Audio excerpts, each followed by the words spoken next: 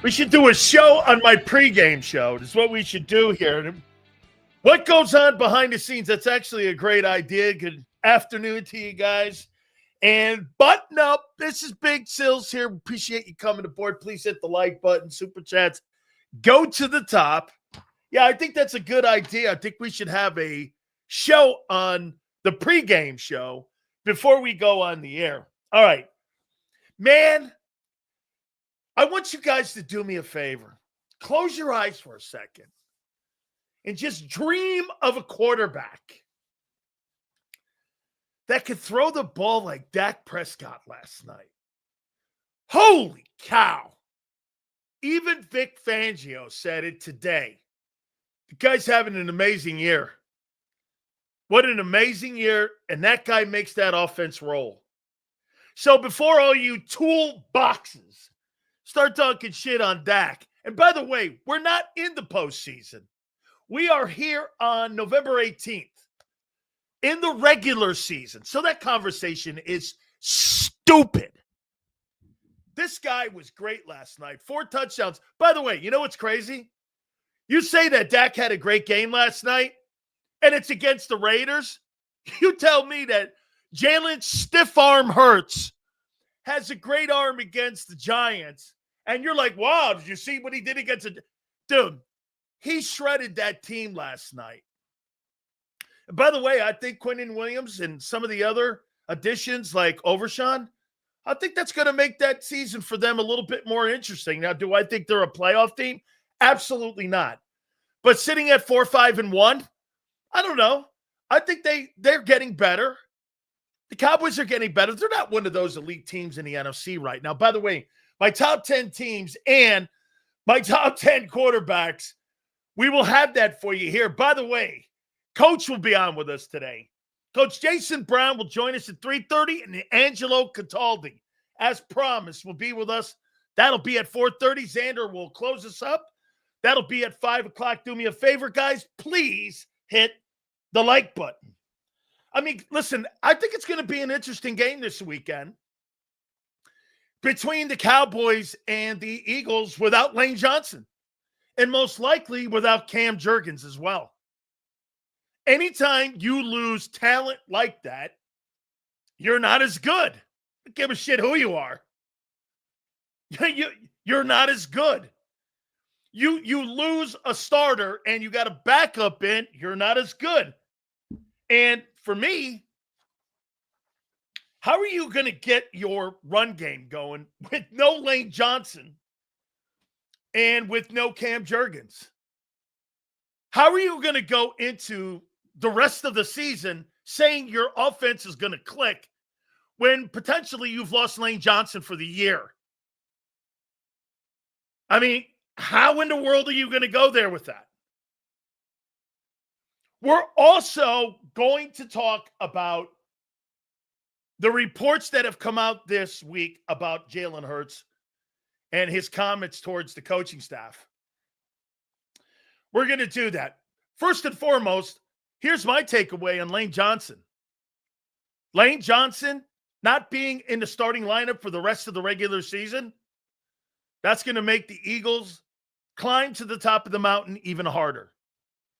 You can't lose a guy like that and think you're going to be normal. How? That's one of your signature players. That's one of your top 5 players on your team. Now, again, end of the day, next man up, war of attrition. This is what we talk about all the time, is the war of attrition. Okay? Absolutely true. Okay. So I think it affects the team a lot. I think potentially it's going to hurt you in potentially dropping. Okay? A football game that you most likely will need. Sills, this is my take on Hurts. You think the turnstile with coordinators and shitty decisions has halted his development? Absolutely. They're not hiring coaches to help Jalen Hurts. You know why? Because Jalen Hurts can't be helped. Guys, I've been saying it since day one. Jalen Hurts is not a very good NFL quarterback. He's just not. He's got really great players around him. By the way, if he was at Alabama right now, he'd be benched. Because they would get a guy in there that could throw the ball to open receivers and utilize the talent in the huddle. They bench him again. The difference is that they've got 3 or 4 first-round quarterbacks sitting at Alabama right now. You don't have that in Philly. If you had a better quarterback in Philly, you'd put him in. I've said it before to you. He's a terrible – dude, when you watched Dak last night and you watch Hurts, it's night and day. Jalen Hurts is a terrible pocket passing quarterback. There's no excuses for that offense to be as shitty as it is. And these reports, in my opinion, this has everything to do with the coaches pointing out the obvious. You know what that is? Hurts is limited. Jalen doesn't like to hear it. And that's why he does things his way and not their way, because he can't. Folks, the coaching staff is telling you they're wide open people. He can't hit them. He can't hit them. You guys are delusional if you think that that quarterback is in the same breath as Dak Prescott. And you know what? Guys like Philly 500 are going to go like this. Well, he wins more. He's in a better situation. There's no question. He is in a better situation. He's on a better football team. There's no getting around that. If Hurts was in Dallas, he'd be Justin Fields. He's not a very good quarterback. I've been saying that since day one when I came in here. I think he's limited. I think he's got a great work ethic. I think he wants to be great. I think he's found some magic in not turning the football over. But at the end of the day, when it comes to skill set, he's one of the least talented quarterbacks in the league. That's a quarterback that's in the conversation when it comes to having a contending football team.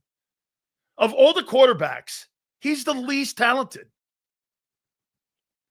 He's just the least talented guy. Here's Frederick. So who replaces him? You're not replacing that. You got a formula right now. Shitty offense, play lights out defense, somewhat run the football. You did run the football for 148. That wasn't terrible. So you kind of move the sticks enough, make some third down plays, let the other team turn the ball over and win ball games. That's how you're doing it. Okay? Guys, shitty. Here, let's go who they are right now. I'm going to show you something here, and I'm going to give you a little bit of insight. I'm going to do this. Guys, do me a favor. Hit the like button here. So, here's the Eagles here. Here's the Eagles and who they are after 10 ball games. Okay? This is what they're trending on right now. By the way, I think the defense is trending in a sensational pattern. Let's start out with the defense, and I'll give you my takeaways and where I think you are. Right now, the defense is 17th total, where I thought you'd be. Are you playing the 17th ranked defense in the NFL right now? Not this last week. I thought you played top 5 football, which leads me to believe you're going to continue to get better and better and better and better, as long as you don't sustain any injuries. Passing, they're getting better. The 15th, you're in the middle of the room. That's not awful. 15th, anything under 15th is bad. As long as you're in the middle of the league, you're average. Okay? And with the blowtorch defense you had at the beginning of the year, 15th is not bad. Run defense, you're 19th. That's because the early part of the year, Carter wasn't in shape. Carter has come on as of late. And I think that run defense is starting to look a hell of a lot better, especially over the last month. You're getting better. Scoring, this is where you're kings. You're eighth. All the rest of those other numbers are trending up. I mean, in a good rating. They're trending up. You're trending up. And as long as you keep that number in the top 10 in scoring, your defense is showing signs of great progress. Hey, let's be candid. All the rest of those trends are meaningless if you're giving a shitload of points up. And right now, you're not giving a shitload of points up, especially to some pretty good offenses, especially what you did last week to the Packers and the Lions. Carter's playing better. He's coming on as of late. Oh, and by the way, hey, Vic, I know you watch the show because Clint does. I told you on Friday, hey, Xander, remember I told you on Friday that Clint Hurt told the guys, hey, my friend that was in here yesterday, remember on Friday I said Clint Hurt told these guys because golf has a tendency to throw the ball across the middle of the field, that Clint Hurt implemented a ball drill by getting hands up to make sure you got your hands up this weekend? Vic pointed that out today, that Clint Hurt installed that. So we pointed that out on Friday because he asked me one question: what would I do in that ball game too? And I said the previous week, I go, let me tell you something, man. The one thing about golf, he doesn't have a high arching release. I'd get my guys to get their hands up in the middle of the field, so it is a little bit more difficult for them to be able to see the middle of the field. And sure enough, they got a bunch of tip drills. And I kept saying, remember I told you on Friday, he implemented a drill. That just shows you that he and I talk. We pointed that out to you on Friday. That Clint said to, I go, Clint, you put it, guys, we put it in. And sure enough, that was a coaching point. And even Vic goes, I didn't put that in. Clint Hurt put that in. Okay? Get this. Guys, did I say that on Friday? That Clint Hurt and I were talking about getting your hands up against golf? Anybody, if you guys say I didn't say it, sure, okay. We said that on Friday. Gabe, remember me saying that? There's just people who don't want to hear the truth. Okay? I think we may be on the edge of the best defense in 20 years in Philadelphia. We can't waste it. Go get Herbert, Burrow, or even Mac Jones, Josh Allen, right? Thank you. Thank you very much. Thank you. Hey, man. Thank you very much. Get this. Everyone else says I did, but just a few thick-head Eagle fans don't want to admit it. A big Sills. We said it on Friday. Clint told the guys to get their hands up. And they did. And it was a great coaching point. You're third in red zone, which is great. You are 20th on third down. You've come up 7 spots. Okay? 7 spots, which is great. Now, that's the good. Here, do I think you're the 17th ranked defense right now? Nope. I think you're somewhere near top 10. I think you're near the top 10. All good, my friend. It's all good. I think you're near 10. Now let's get to the offense. Total offense, you're 25th. Passing. You're the 3rd worst passing football team in the National Football League. Any excuses? I'll say it again. You're the 3rd worst passing football team in the National Football League. What's your excuses? A.J. Brown, Devontae Smith, and Dallas Goedert. Let me add that up for a minute. 32, 25, that's 57. 12 for Goddard, that's 9. That's 69. Put the quarterback in there. That's $150 million. $150 million for the 28th ranked passing offense. $150 million of a $279 million payroll. Can you explain it? 150 between your passing, tight end, receivers, and the quarterback. I didn't even put Barkley in there. Okay? How is this bad like this?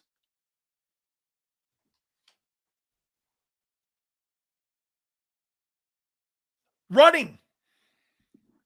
You're 17th. Hey, Sills, how long does Nick get a pass for shitty coaching? I've never given him a pass. By the way, Coach Brown and Angelo Cataldi and then Xander, I've never given him a pass. I think he's a fraud as a coach. I've never said that coach was a good coach. I've never said that. I've never said that guy's a good coach. Well, look at his win percentage. They're fucking carrying that guy. You're 19th in rushing. So now you add Barkley to that. That's $170 million to have the 17th best running attack in football. Between all of those great guys, you're spending $20 million on a running back that's shot. Scoring, you're 16th. Red zone, you're first. Thank God. And you went down. You're the third worst 3-and-out football team in the NFL. If this guy's so fucking good of an offensive guy, why is this football team struggling like this? You're one of the worst offensive football teams in pro football. I mean, there's nothing redeeming about your offense. The defense, those numbers are lying. What is the reason? Okay? See you later, dude. Get the fuck out. What's the reasoning?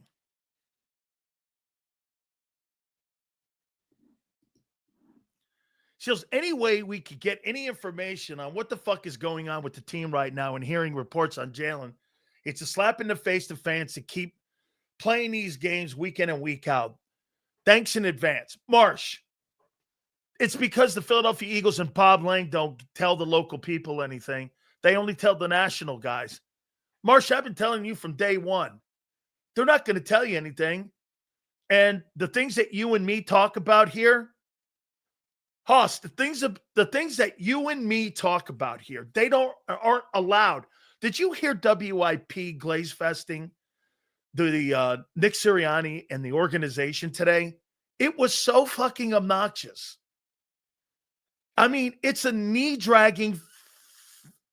My aunt watches the show, so I don't want to go overboard. But, dude, it is a knee-dragging city now in sports talk. Get this. Here's something here. Thanks, Marsh. Same shit every day. Trash the Eagles for 4 hours a day. No, I don't go over the same shit every day unless the same shit every day is coming out of NovaCare. I couldn't tell you what I talked about yesterday. Sorry, dude.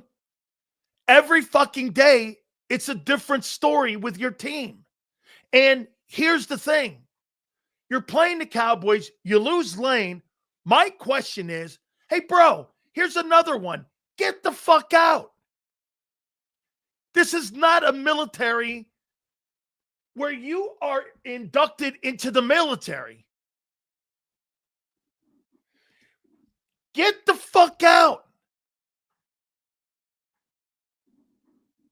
This is not, you too, Spike.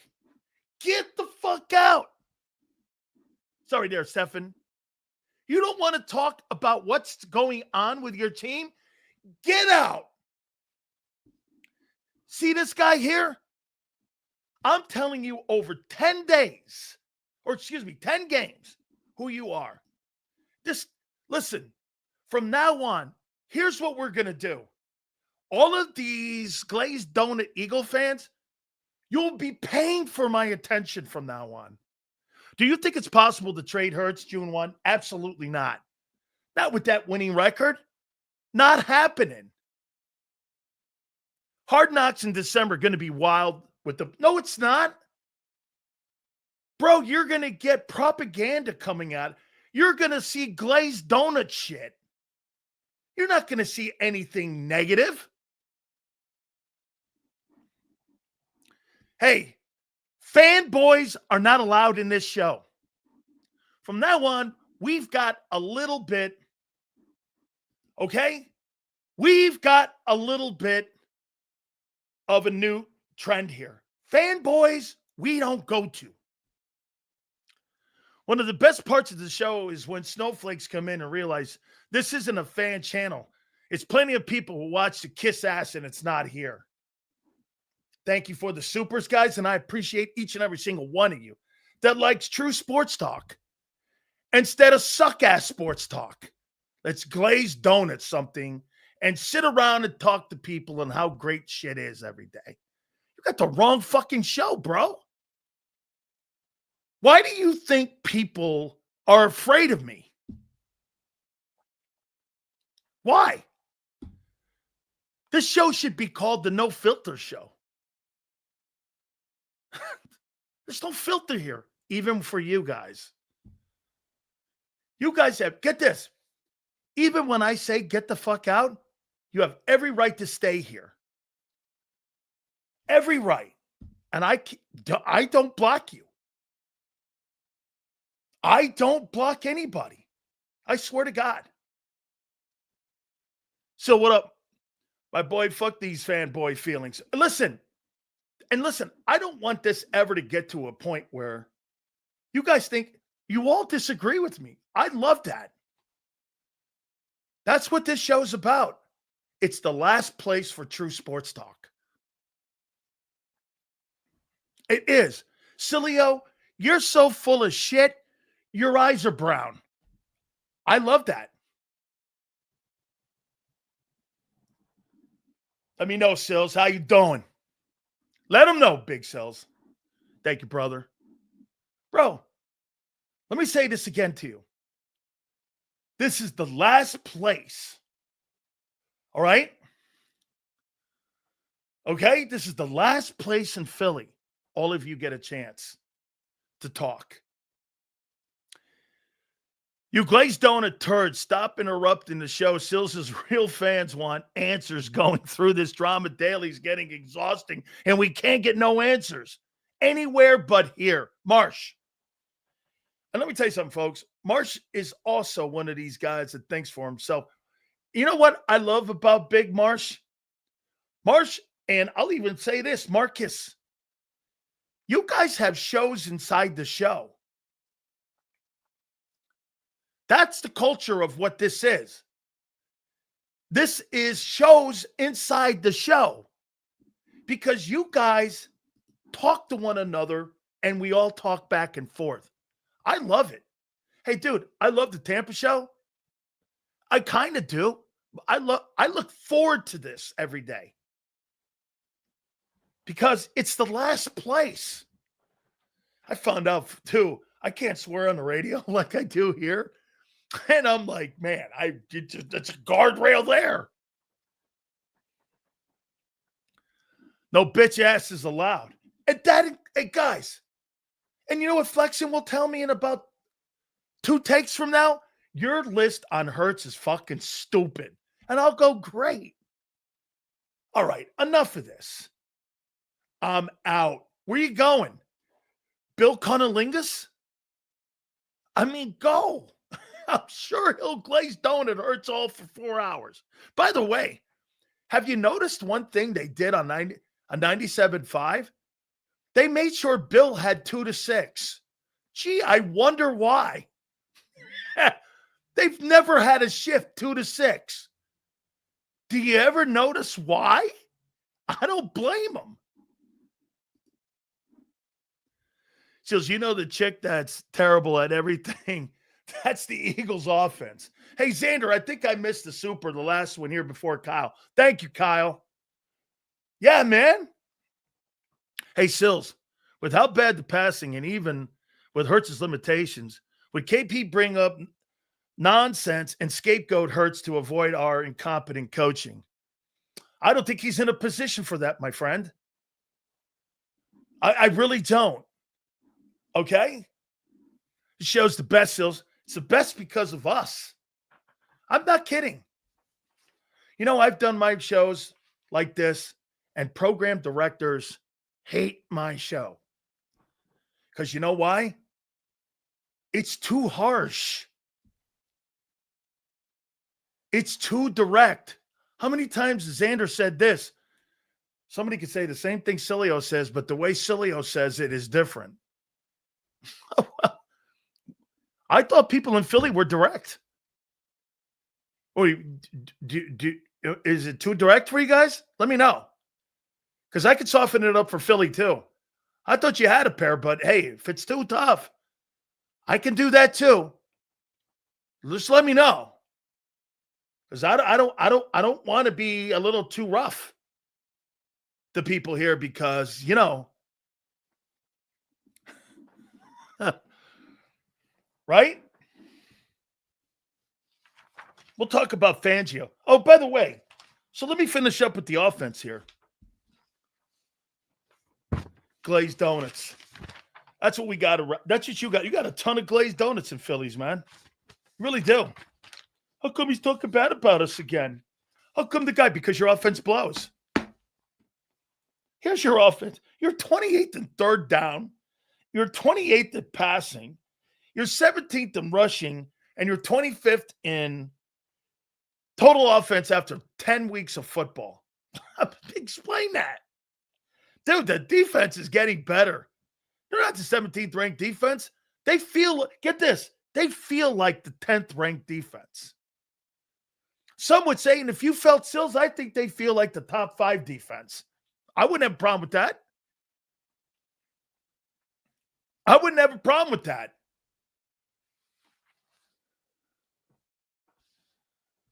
I would not. Holy cow, look at Sue here. Sills never changed. Ignore the hate. 30 years. Over 30 years, Sue, I've been doing that. Absolutely. Absolutely. Let me give you my opinion on Jalen Hurts right now in the comments. That D gun and his stuff is really getting a lot of play here.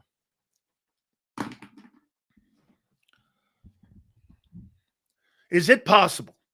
Now, I want to quantify this by saying this is a theory.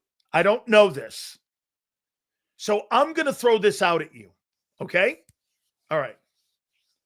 Is it possible that the coaching staff and the organization want to get it out there? Because somebody told Derek Gunn this. And if Derek Gunn's allowed back in that facility, somebody in the organization told him this. You tell me. The coaches are pointing out his limitations. Hurts doesn't want to do anything about them because they're winning with this style of shitty offense. The coaches know he has limitations. The receivers know he has limitations. Everybody knows it. And the only people that are really in line with one another are Nick and Jalen Hurts. Not even the coordinator, because he's kind of caught in the middle here.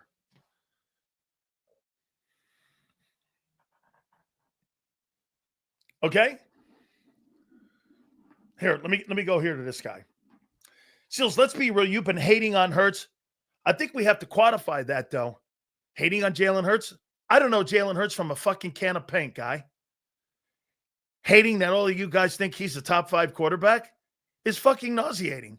He's limited as a player, man. He's not a very talented quarterback in today's NFL. He's just not.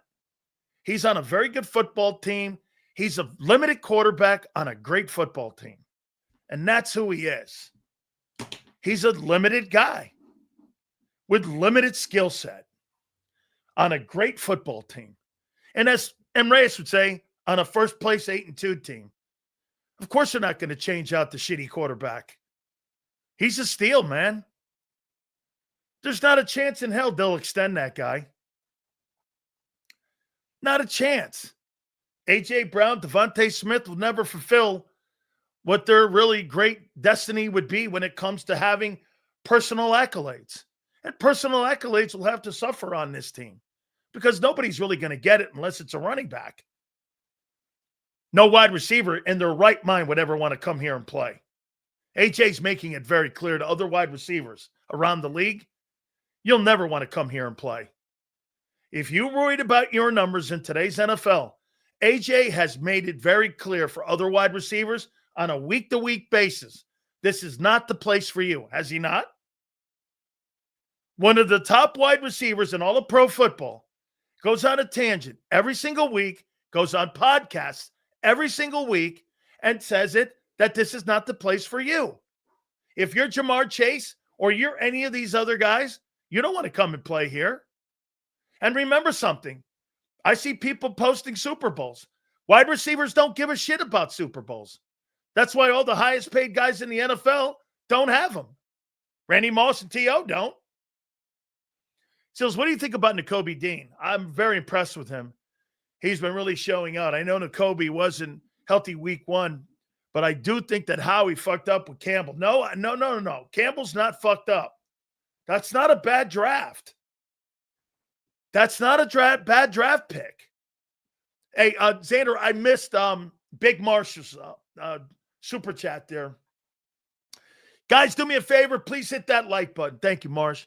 They're trying to Carson Wentz. Jalen, they're laying the groundwork. Yes. By the way, Marsh, I will say this to you about Jalen.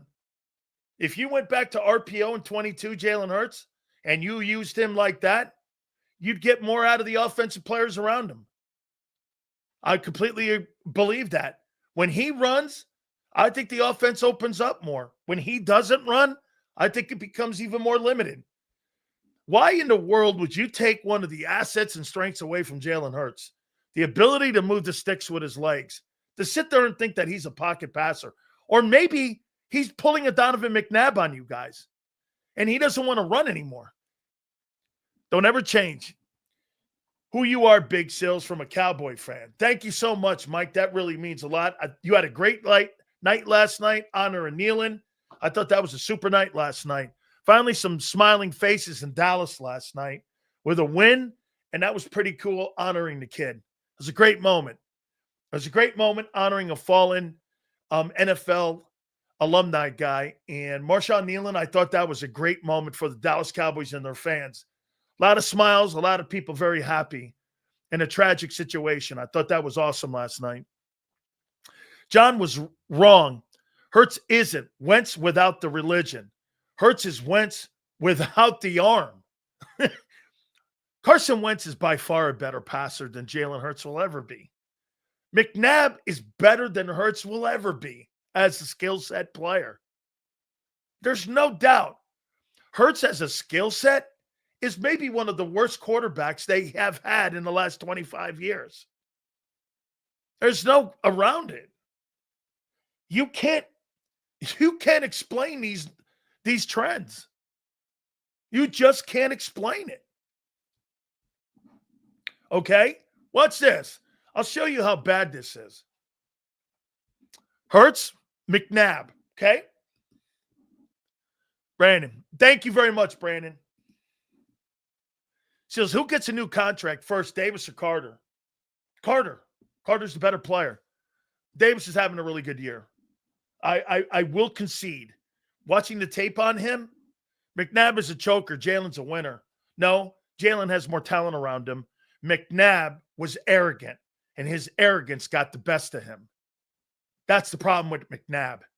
McNabb was never a great team leader. McNabb was arrogant. Arrogance ended up causing McNabb a couple things. He stopped running as a quarterback, and he thought the show was all about him. Unfortunately, it wasn't. Wasn't a very good leader. McNabb is 10 times the athlete and 10 times the quarterback Jalen Hurts will ever be. McNabb did so much more with so much less. Absolutely. There's not one quarterback in the history of the Eagles have ever had more talent around him than Jalen Hurts.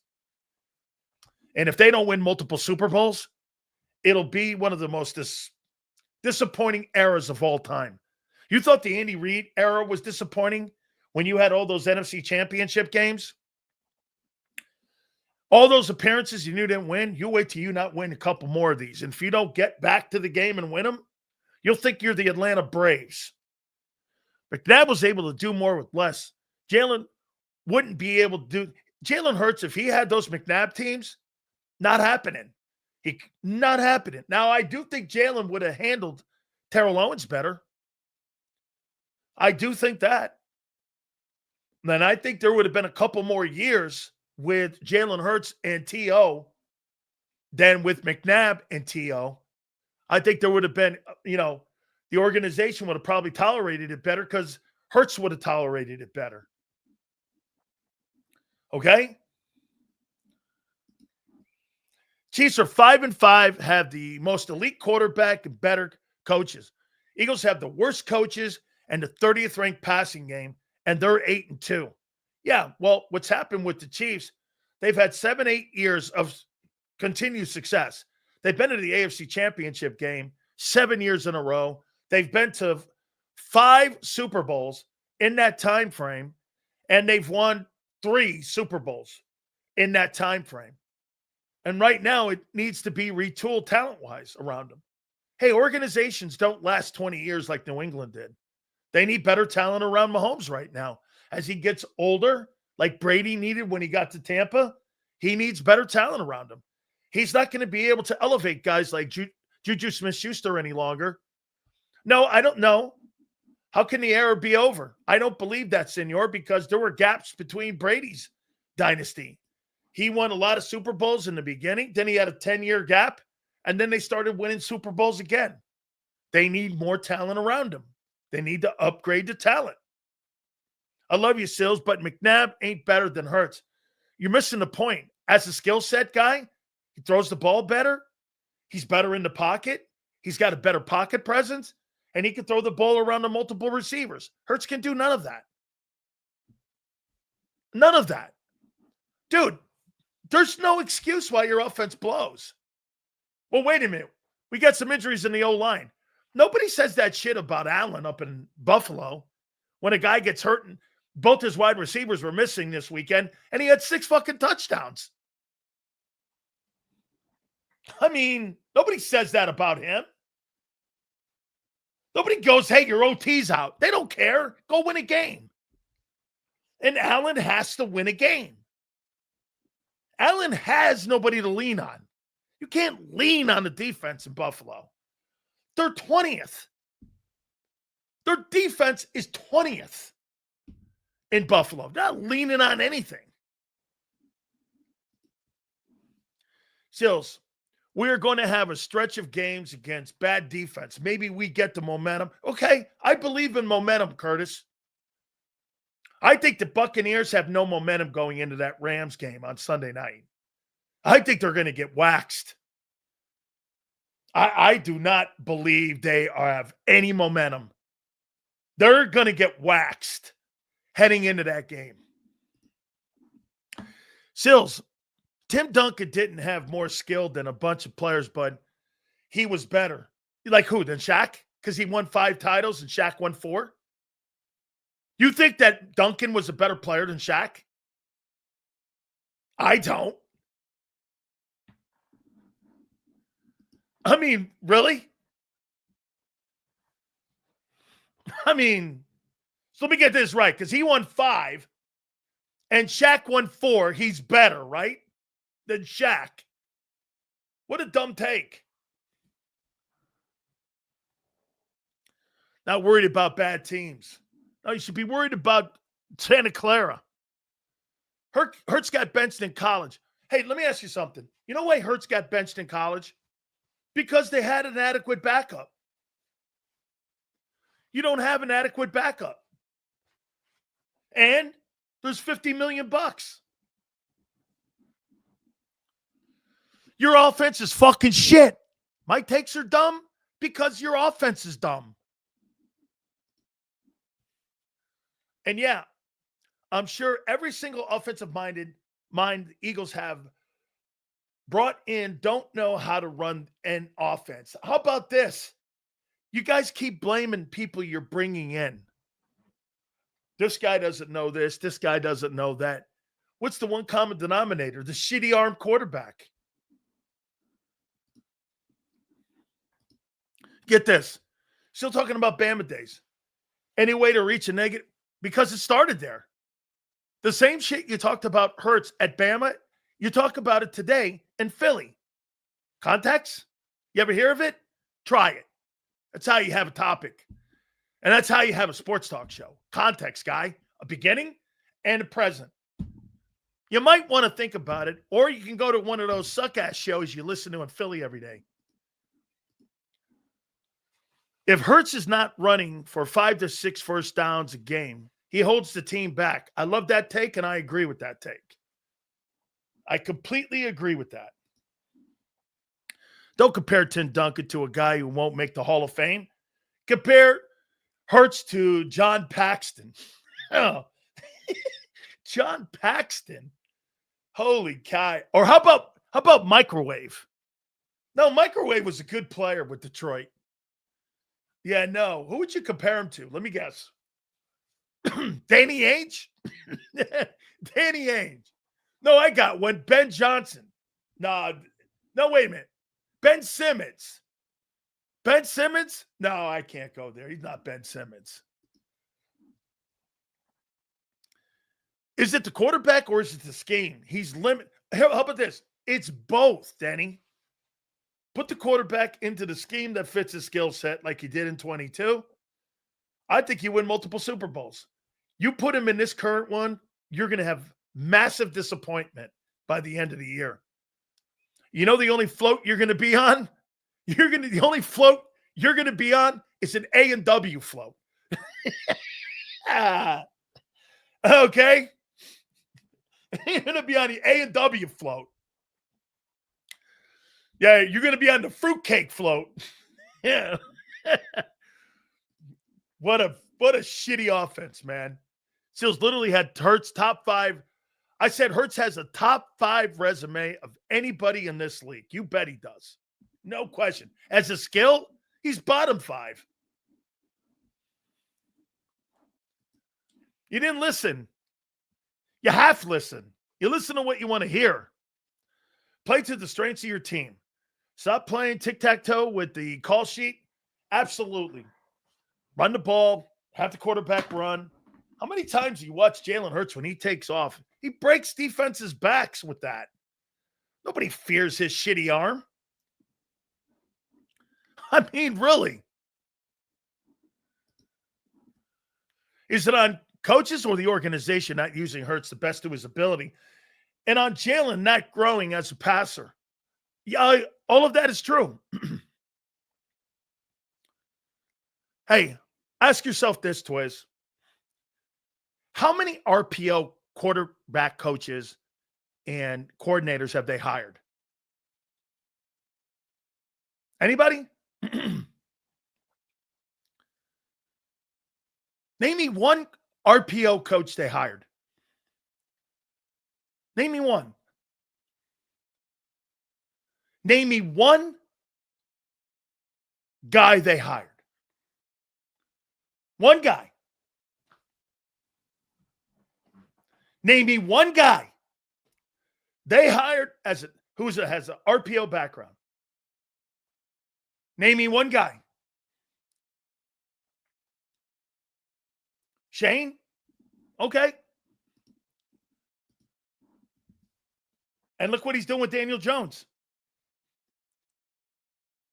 By the way, if Jalen Hurts was in Indianapolis, he'd fucking be the MVP of the league.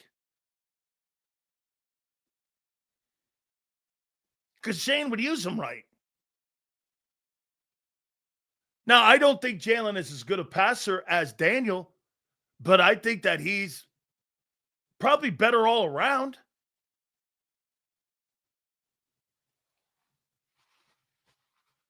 Right? I mean,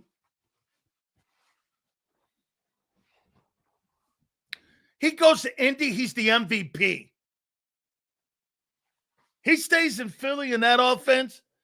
It's the third worst passing offense in pro football. How do you pay $200 million for the shittiest return I've ever seen in my entire life? By the way, I think that relationship between the head coach and the offensive coordinator and Hurts is pathetic right now. The receivers aren't on the same page. The offensive coaches aren't on the same page. This thing's a fucking train wreck. The only thing that's keeping this thing together is Vic Fangio and probably Jeff Stoutland. If you didn't have those two senior coaches in the building, this thing looks like it's being run by high school guys.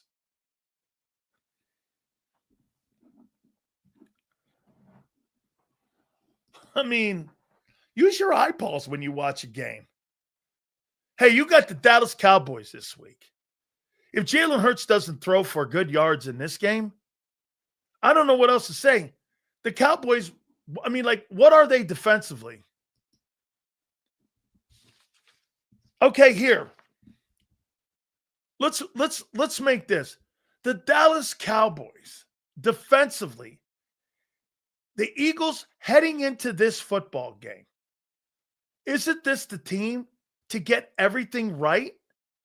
So the Cowboys, in total defense, are 30th. They're fucking 30th. If you have a shitty performance against the Cowboys, what else is there to say? Oh, Cowboys play zone. Hurts has problems with zone. Well, then you're not a top flight NFL quarterback if you can't dissect zone defense. Hey, that's a new one.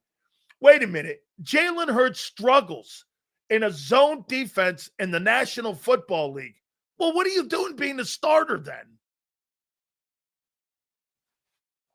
He's terrible. Wow, what a caboose. Hurts is a high school quarterback. Hurts is in a high school quarterback system because he's limited. Go routes. How many times do you watch Seth Joyner tweet out, why are we fucking running slants and go routes? He knows he don't want to say it. Quarterback can't run a complex offense. Seals, in the draft, where you have to take a quarterback in the first round, how many quarterbacks would have to be taken before you would draft Jalen? Shit. Going by skill set, 15. Let's not forget the defense won us a Super Bowl last year. Bro, the defense is just getting better and better. By the way, Clint Hurt, Bobby King stresses turnovers. Clint stresses getting your hands up. The job that Christian Parker is done with your secondary, the coaching on that side of the ball is night and day. Do we not agree? Think about this. Vic Fangio on the defensive side as the coordinator. Clint Hurt as the front seven. How do you think Clint's done with Jordan Davis and Jalen Carter? How do you think he's done? How do you think hey, by the way, how do you think Bobby King has done with your linebacking core since they hired him 2 years ago? You don't want to give Bobby King any love? How do you think Bobby King has done with your linebackers? How do you think he's done? How do you think Christian Parker's done with your secondary? With all those holes? It's the best defensive staff in pro football. Clint Hurt is a coordinator in waiting. Bobby King is a coordinator in waiting. Christian Parker is a coordinator in waiting. I will be stunned if you have any of those guys back next year. Every one of those guys should get coordinating job opportunities. They're fucking brilliant. And what Vic is so good at, he lets them coach. No, that wasn't me. And by the way, I love that. You had the other couple of years ago, you had Nick going, yeah, the tush push is my idea. You're a fucking liar. They were running that thing with Carson Wentz back here. When Wentz was running that quarterback sneak, they were doing that shit here with Wentz.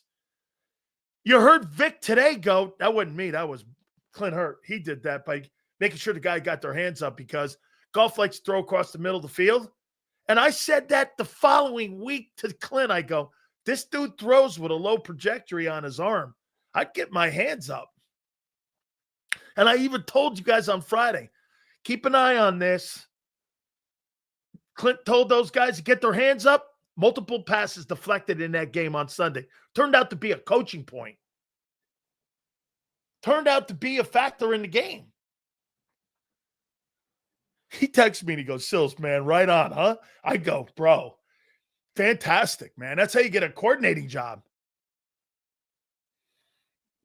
That's how you get a coordinating job in the NFL doing that shit. And then you turn around and you look. The coordinator is all over the place. The head coach makes decisions on fourth down, make your head scratch.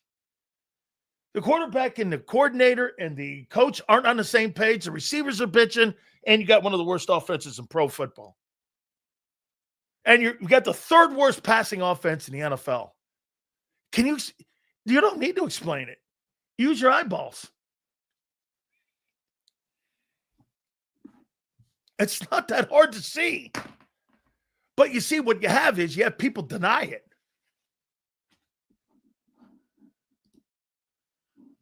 If I was a GM and wanted a coach, I would look at Michael Clay. I think Michael Clay. Absolutely, JD3.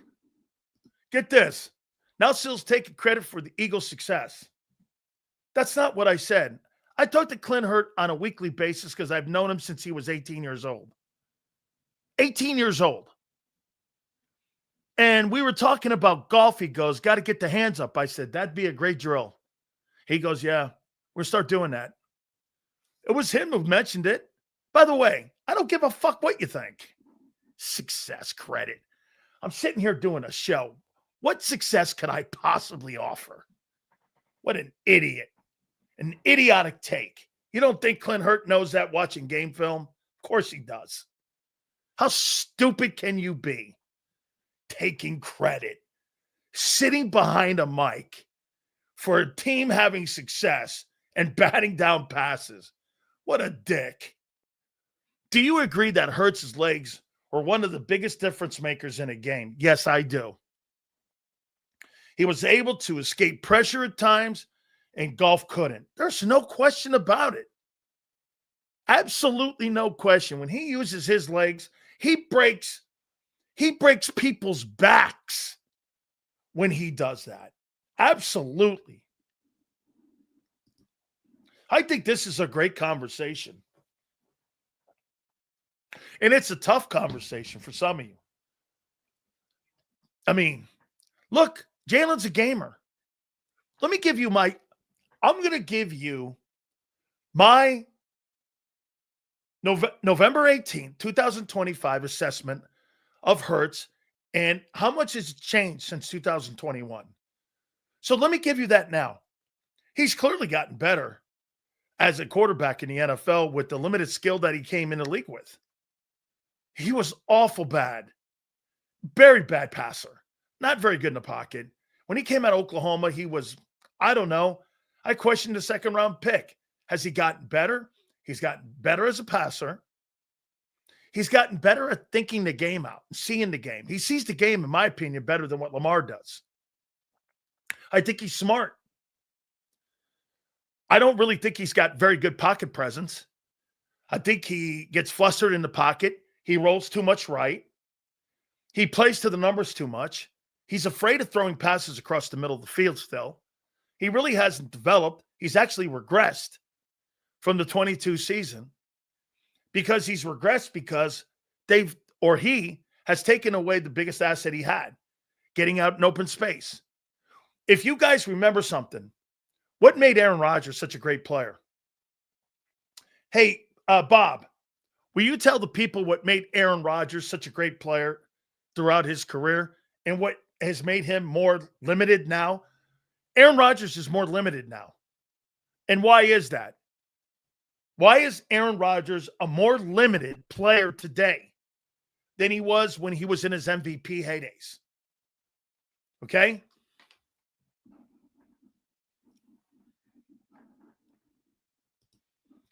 Rodgers could scramble.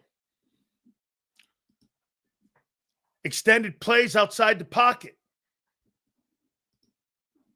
He could extend the play. Creativity in his wheels. He lost his mobility. Okay? Well, ask yourself this. If Aaron Rodgers has lost his mobility and has made him more of a liability in the outside and the outskirts, a Hall of Fame player loses his mobility, right? A player like Aaron Rodgers loses his mobility. There's more turn for turnovers in the pocket for him, correct? Well, why wouldn't that be the same case for Jalen if he's not throwing outside the pocket or getting outside the pocket with his wheels and creating more opportunities to extend plays? You doing the same thing, but Rodgers' case is he's 41. He's 41 years old.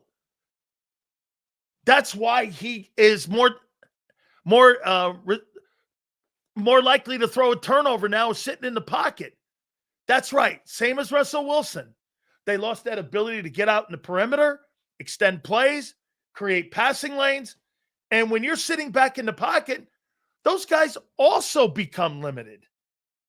Why wouldn't Hurts? You think Hurts is any different than Russell Wilson, Aaron Rodgers? No. Common sense. Gee, why is Rodgers turning the ball over more in Pittsburgh? Because he doesn't roll as much. Because he can't. He's limited. He can't extend plays. Same with Russell Wilson. That's why Jackson Dart gives him a better chance. Because why? He's younger and can extend plays. Is he the passer that Russell Wilson is? No. It can't be that difficult. Sills, when's the last time you heard that Jalen was first one in and last one out? He doesn't work on his craft anymore. He's cool with being middling. I don't know. I'm not in the building for that one, Pump. So I'm not in the building. I don't know. I'm not in the building for that. And I actually haven't asked that question. Okay? Let's go to Prince here. That's not bad. The reason I can't stand some of you guys is that you're all acting like Jalen's getting the best coaching. He's not. I agree with that. And he's sucky. Our coaching staff sucks too. They both suck. Listen, I'm not telling you that Jalen Hurts is getting good coaching. Prince, when's the last time they hired a guy to fill that matched his skill set? This goes to Brady's comments. Okay? This goes to Brady's comments. What are they teaching him? No. I'm not. I didn't say that. I'm not in the building. Hey, that's something Pump is thinking. He's got a right to think that. I don't subscribe to that. I'm not in the building. I haven't asked that question to anybody in the building. And I don't know that for a fact, that he's not the first guy in and the last one out. I find that hard to believe that he's not that guy. Okay? Because you have a disagreement with your coaching philosophy and how those guys are approaching, that doesn't necessarily mean he's fighting the coaching staff, like leaving early and getting the hell out of there like a Kyler Murray or somebody like that. I don't believe that. Coaching staff is good, Prince. Jalen just can't execute it. That's pretty simple, the facts.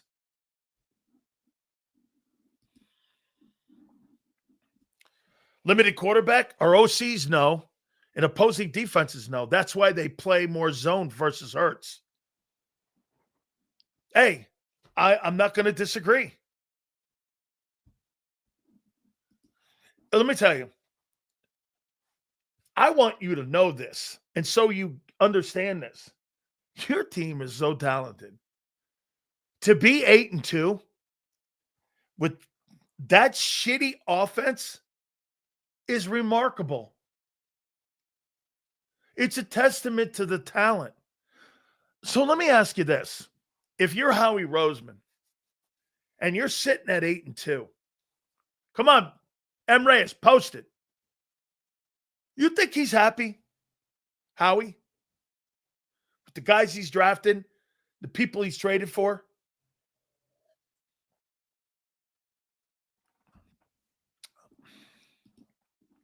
No, he stopped coming on the show because we stopped paying him.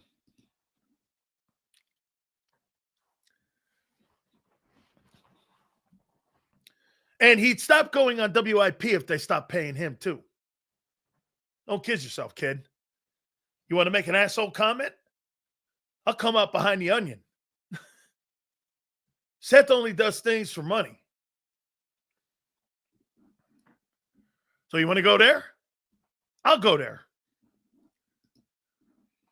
I think the biggest problem is lack of reps in practice. Okay?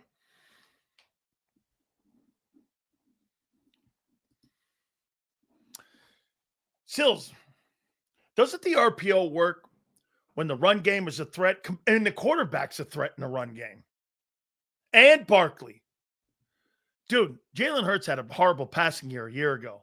But you know what he did do? He was part of the run game. Sills, do you think one day that you might see Nick differently for building this elementary offense for a limited quarterback to succeed in? If they win multiple Super Bowls, yeah. The only way that Nick Sirianni is going to get truly more credit, he wins a Super Bowl.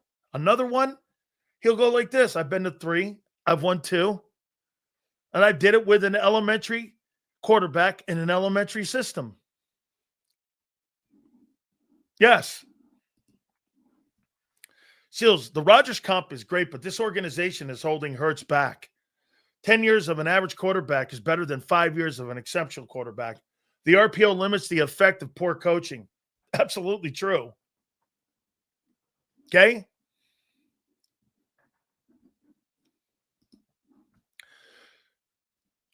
Prince, he is a quarterback. Isn't him throwing the ball supposed to be a strength? He's not a running back. Well, listen, he's a different dude, man. He's not. Look, if you're thinking he's Josh Allen in skill, you're out of your minds, man. Josh Allen is one of the most gifted. He's one of the most gifted athletes to ever play the position and skilled players to play the position. Hurts needs is specific offense. I don't know if it's Hurts, Nick, or the organization. My bet it's the organization protecting their investment. I find that to be stupid. I really do. Not your take. When the offense can't afford to pay, then what will Hurts do? Throw in the rookies, protected by rookie O-linemen, and second stringers? Yikes. Can you imagine Jalen Hurts? Hey, how many wins do you think Jalen Hurts would have with the Jets? One?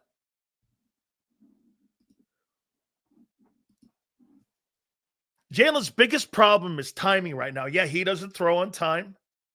It's freaking obvious. That's practice. He doesn't. Hey, anytime he's got to throw to anticipated spots, he's brutal at that. Have you ever seen? I mean, dude, it's the third worst passing offense in pro football. A year ago, you were the fourth. Can you tell me how?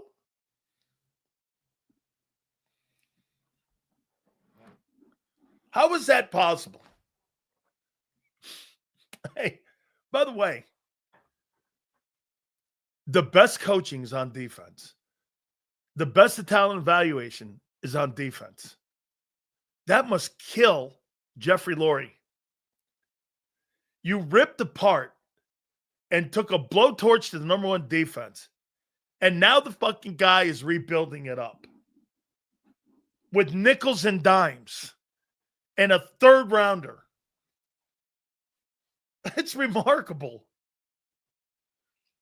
Vic Fangio has got to be the assistant of the year, defensive assistant of the year.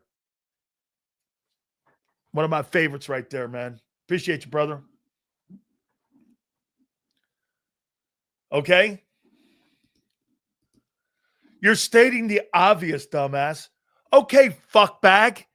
Why isn't that happening on offense?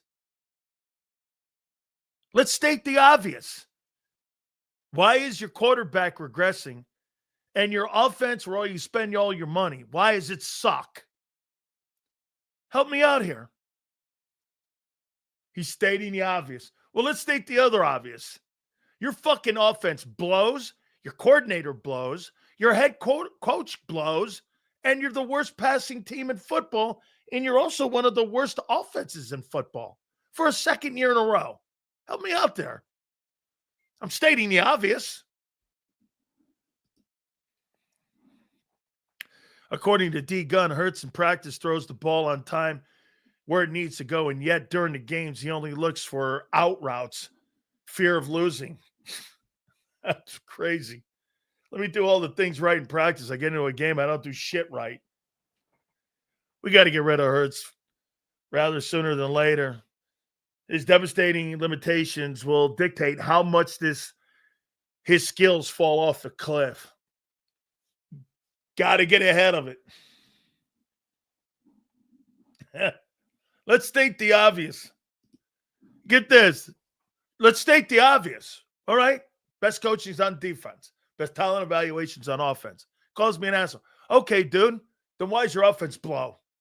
Anything? We'll wait. But not too long. Then again, it's not that hard, I don't think. Oh, I get it. Unless you got a blow-up doll sitting next to you, which you probably do. Z and Sills, how much credence do you give to Hurts having a different OC every year other than Steichen for a year and a half? I saw an RPO say it takes about 2 years to fully mesh. Bro, yeah, the best coach they ever hired was Shane. The rest of them have been passing coordinators. Why? Why? This guy says 10 games. No. Let's see. 17 a year ago, your passing game was 27th. This year, you got 10 games. That's 27 games now. Your offense has been ranked 28th in passing for 27 games. You tell me, kid. It's not 10 games. It's 27 games. Same personnel, too. It's not 7. It's not 10. It's 27. It's 27. It's 27 games. It's not 10. You were 28th a year ago in passing. You're 28th in passing again. Congratulations. Hey, you are consistent. You are. You are. Super Bowl, I love it. Holy cow, man. You should be killing teams with the talent on your football team. You know what the Eagles have done to Xander? Poor Xander, man. Xander's been beaten down so bad by a shitty offense. He's accepting it now. Well, this is how we're going to have to do it. Hey, he's not wrong. He's not. He's been beat down so bad that he's had to do this. Shit. I can't drive my vet around anymore. I gotta drive Leon's Kia around. The Eagles have a Kia. They have a Kia. Is that the car? The Kia? It's a Kia offensive car. It's not a Corvette anymore. It's a Kia. Okay. Why did Stafford only throw for 130 yards with all that talent on the offense?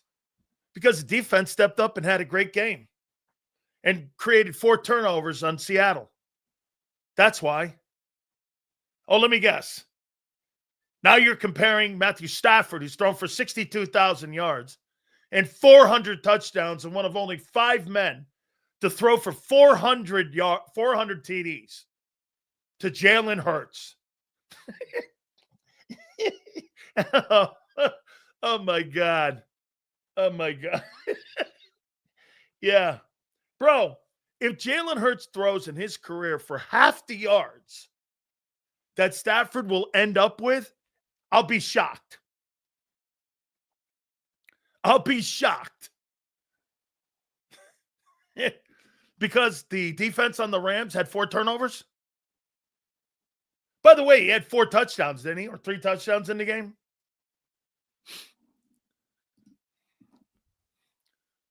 Who also had MFR name Megatron.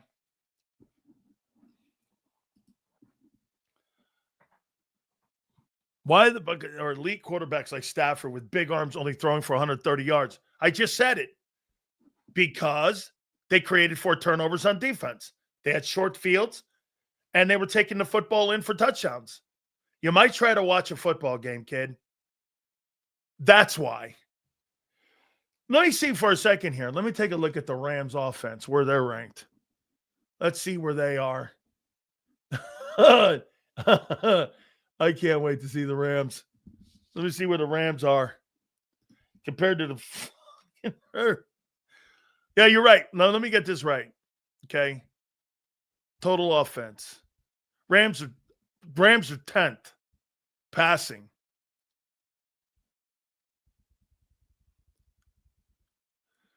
The Rams are 19th rushing. The Rams are 9th. Total, they're 10th.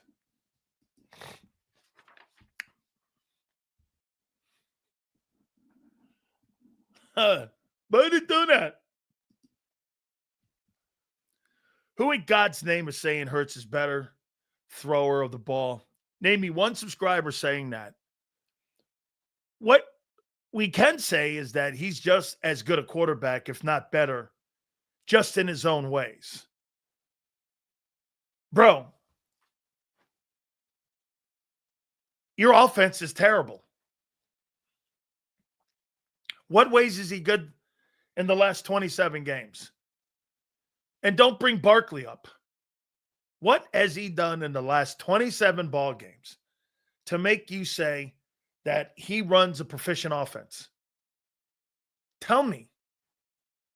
What? It's just 27 ball games. 27 ball games.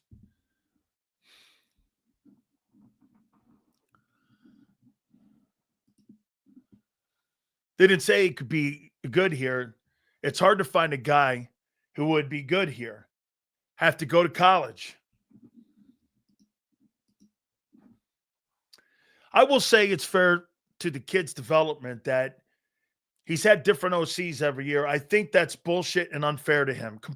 Well, Denny, hire a head football coach that calls his own plays. You know why the Eagles won't do that? They lose control in the front office of the approach of the offense. If you had an offensive coordinator in the building that was somebody like Cliff Kingsbury, they're not following marching orders. They're not going to listen to Nick. They're not going to do, what's that thing? Risk averse? If I hear that thing again, I'm going to cut my toe off. Risk averse? Okay. You know what risk averse means to me? Limiting yourself on Super Bowl wins. We don't want turnovers. Yeah, well, I think that's going to cost you with that attitude. No risk it, no biscuit, bitch. Seals, your takes are point on. The only common denominator is Hurts wins. I don't care what it looks like if they stay healthy and win another ring. They will blow this thing up. Let me ask you this. You think, Hill, you think Jeffrey Lurie likes what he's watching?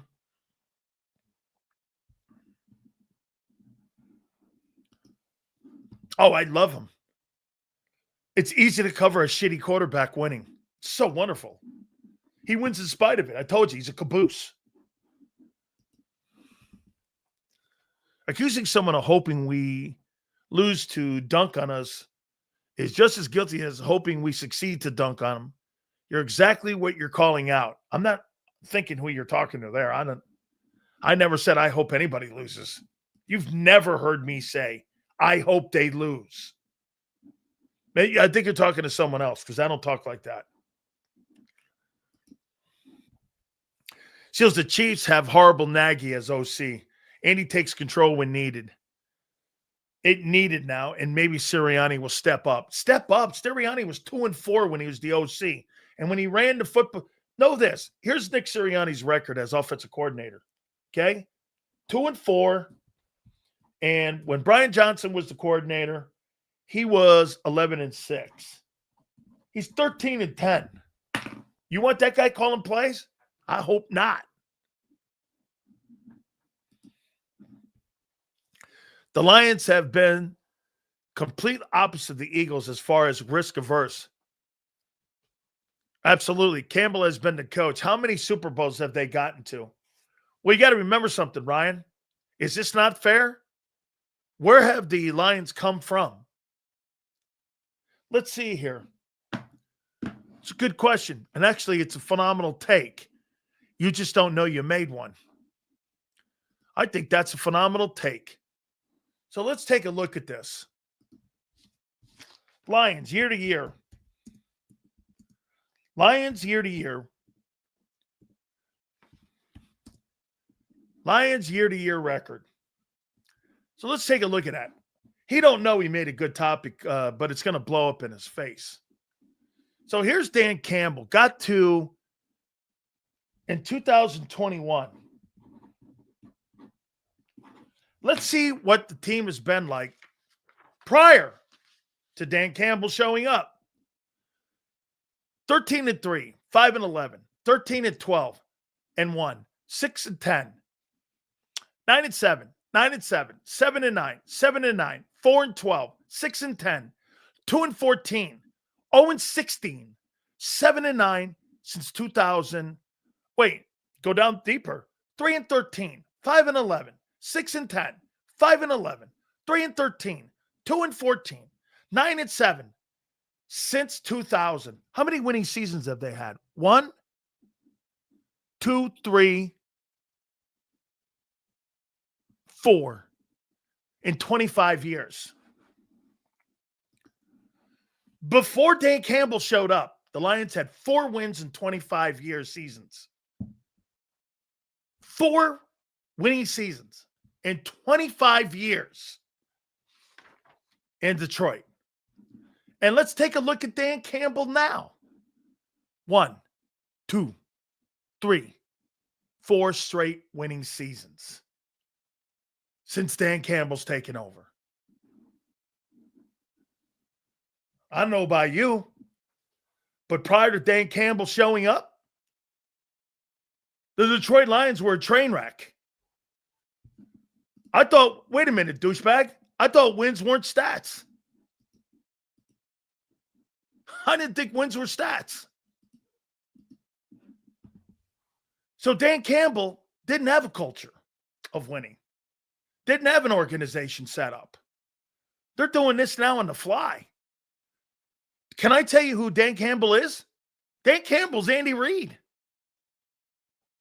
He's gotten to an NFC title game. He's building a culture.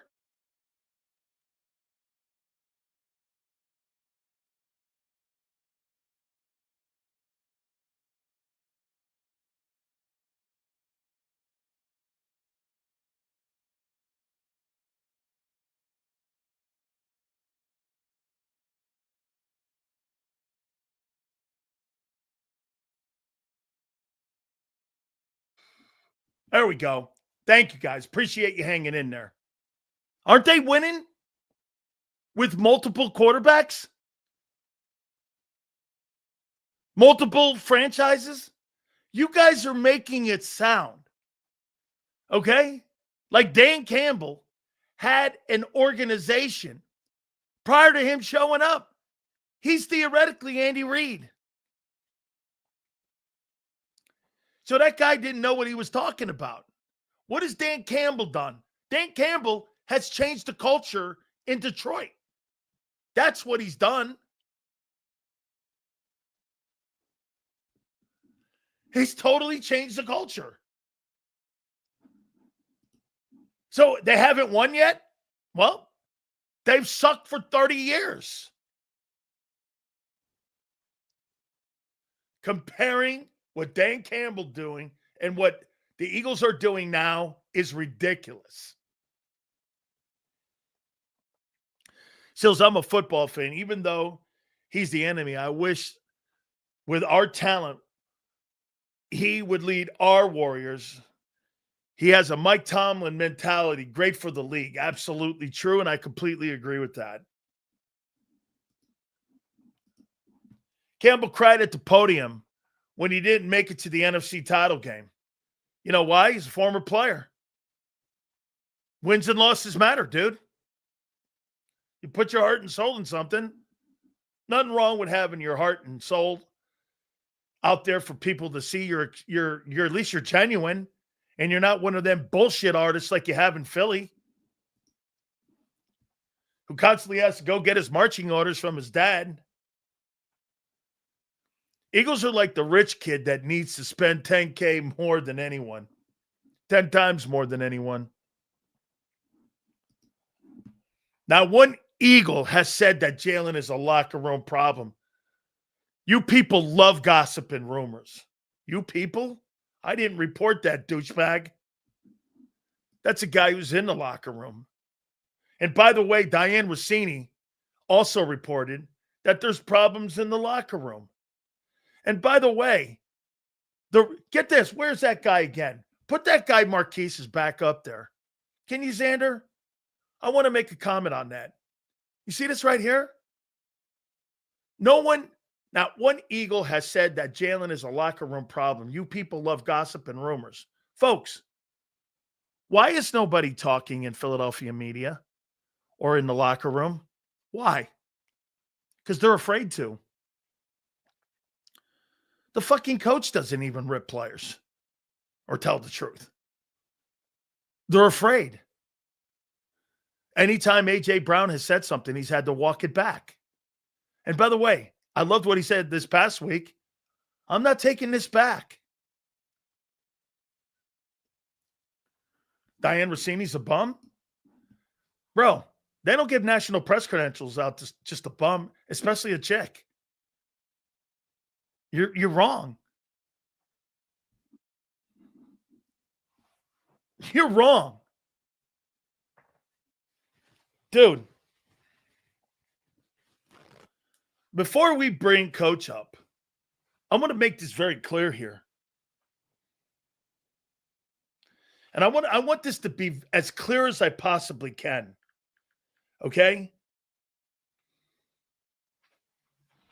When you're recruiting somebody and you're getting them out of high school, you know how you recruit somebody? I'll tell you how I was recruited. Whether it was Paterno, whether it was Switzer, any of these guys, when they came and recruited me, they talked to your position coaches, they talked to your head coaches, they talked to your teachers, they talk to everything. Then they start watching game film. Okay? And they start watching all this. Then you start looking at skill set, determining on whether or not they're 2, 3, 4-star. I was a 4-star kid. And you start looking and you go, what can this guy do? What can't this guy do? Then you start recruiting. And then before you know it, you start getting tiered players. You know what tier 1 is? Those are guys Division I AA, smaller schools like San Diego State, places like UConn. Tier 2, then you start going up a little bit more. You're talking like Virginia Tech. You're talking like places like the Tier 3, 4, and 5. Then you're starting to talk about the big places. Iowa, Brigham Young. When you're 4 and 5, you start talking about places like Oklahoma. And you see this right here? See my boy Barry Switzer here? See right there, Dan Sileo? I was one of the only recruits in New England that he ever gave a scholarship offer to. Okay? And I kicked his ass 3 years in a row. And I love Coach Switzer today. So when I look at Jalen Hurts, I go, he's limited. Look at these numbers, man. Before I bring Coach up here one more time, Coach is going to call him trends like me because he's a coach. You guys are people who don't understand trends. 3 games is a trend. 3 years is a trend on player development. 3 years, you want to know why the average NFL contract and the average NFL career is 3 years? Why? Because the 4th year, you got to make a new contract for the kid, and you got to determine whether or not the guy is going to be a second contract guy. That's why the average career in the NFL is 3 years. 3 years, you get your pension in year 4. There's a reason for that.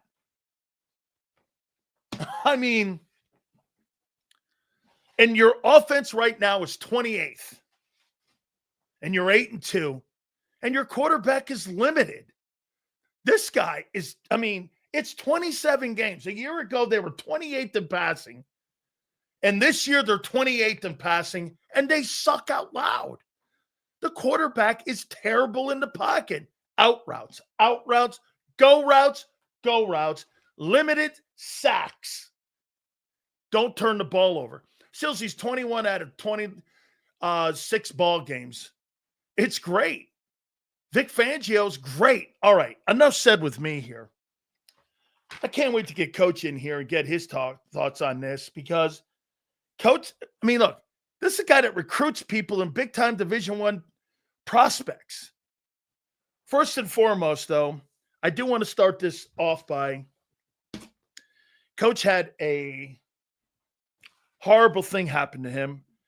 One of his guys on Last Chance U was shot and killed in Oakland, who made a difference. I even saw the Oakland cops all broken up over this. And I want to get his thoughts. Let's bring in Coach now. And hey, Coach, my sincere condolences to what happened. I mean, because, again, it looked like he really made an impact in the Oakland community. And I just want to throw that out there to you guys, man, because it looks like to me that that's a tough one there.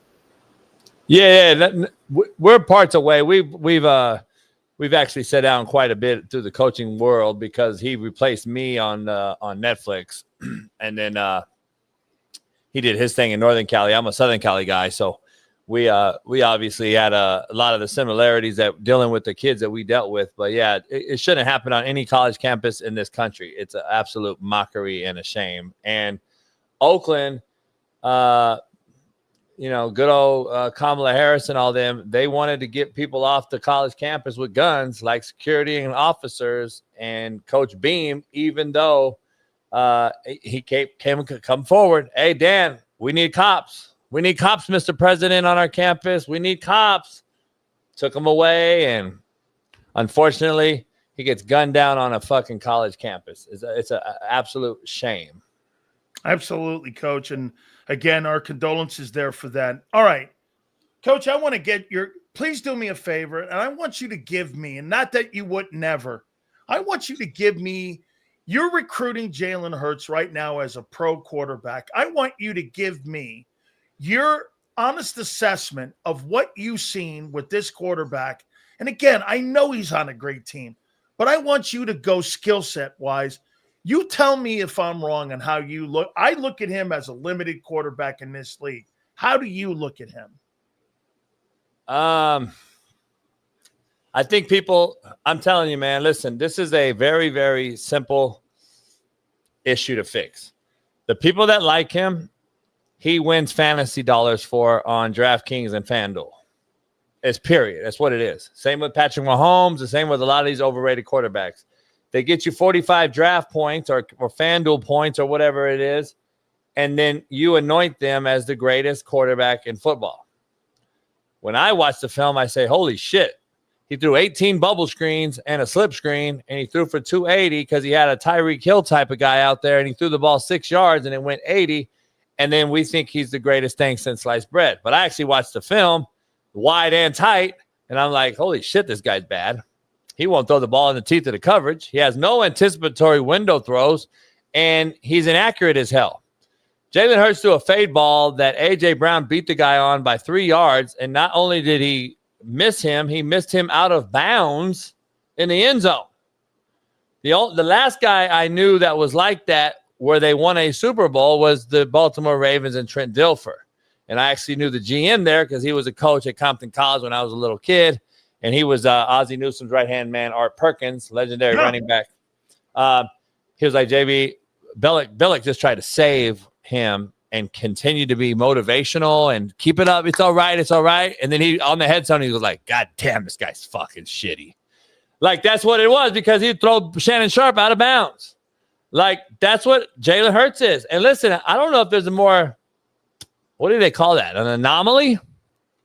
Like, this may be an anomaly. Like, this may be the most successful organization in the history of football with a quarterback that's this bad, and they just continue to win. Like, I don't know if I've seen anything like it. And then you got A.J. Brown, who's clearly disgruntled. And the bottom line is, just like the Shedeur Sanders fans, I call them prime sexuals. You got Eagle sexuals too, and that's just what it is. And one of my best friends is an Eagle fan, diehard, and he knows Jalen's not that good, but they continue to win despite of him, man. So shout out to the Eagles and Sirianni getting it done. But it just seems like something's going to hit them in the mouth here, and that's why the Rams got to keep winning because I want the Rams to play them at home. Do you think you can win? Do you think that you can win with having a defense that's getting better and playing great and having this inept offense like this? Do you think – see, I think the problem that AJ has is he thinks they're going to leave multiple Super Bowls on the table because you're right. What did Brian Billick do the following year, even after Dilfer won the Super Bowl? He went to Kyle Bowler.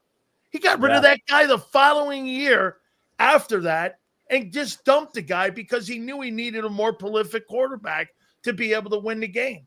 Do you think this is sustainable? He got money already, so he won't be traded or set, I don't believe. But I don't know if it's sustainable, man. I just think eventually, I don't know. Like, you have to continue to run the offense the way they run it, and you got to have a big-time back, and you got to have a great O-line. Once that goes down, you're going to see that a huge shift because at the end of the day, he's going to have to become then a guy that can get the ball out on time, on rhythm, and be accurate. Right now, you can live with running some double and triple option, running a little bit of RPO, a little play action, and keeping these things in the, keeping them afloat, basically, is what I would say.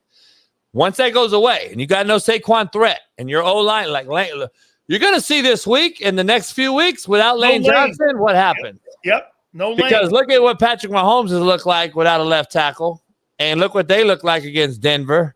And I'm just telling you, I don't know if if it's sustainable long term, because he is not a clear and precise, accurate quarterback from the pocket, and he definitely has to get everything he throws and completes. If you notice, and I got the, I break this down all 22 wise on DV Sport. Everything he completes is off schedule. Huh? Go look at what he does on schedule.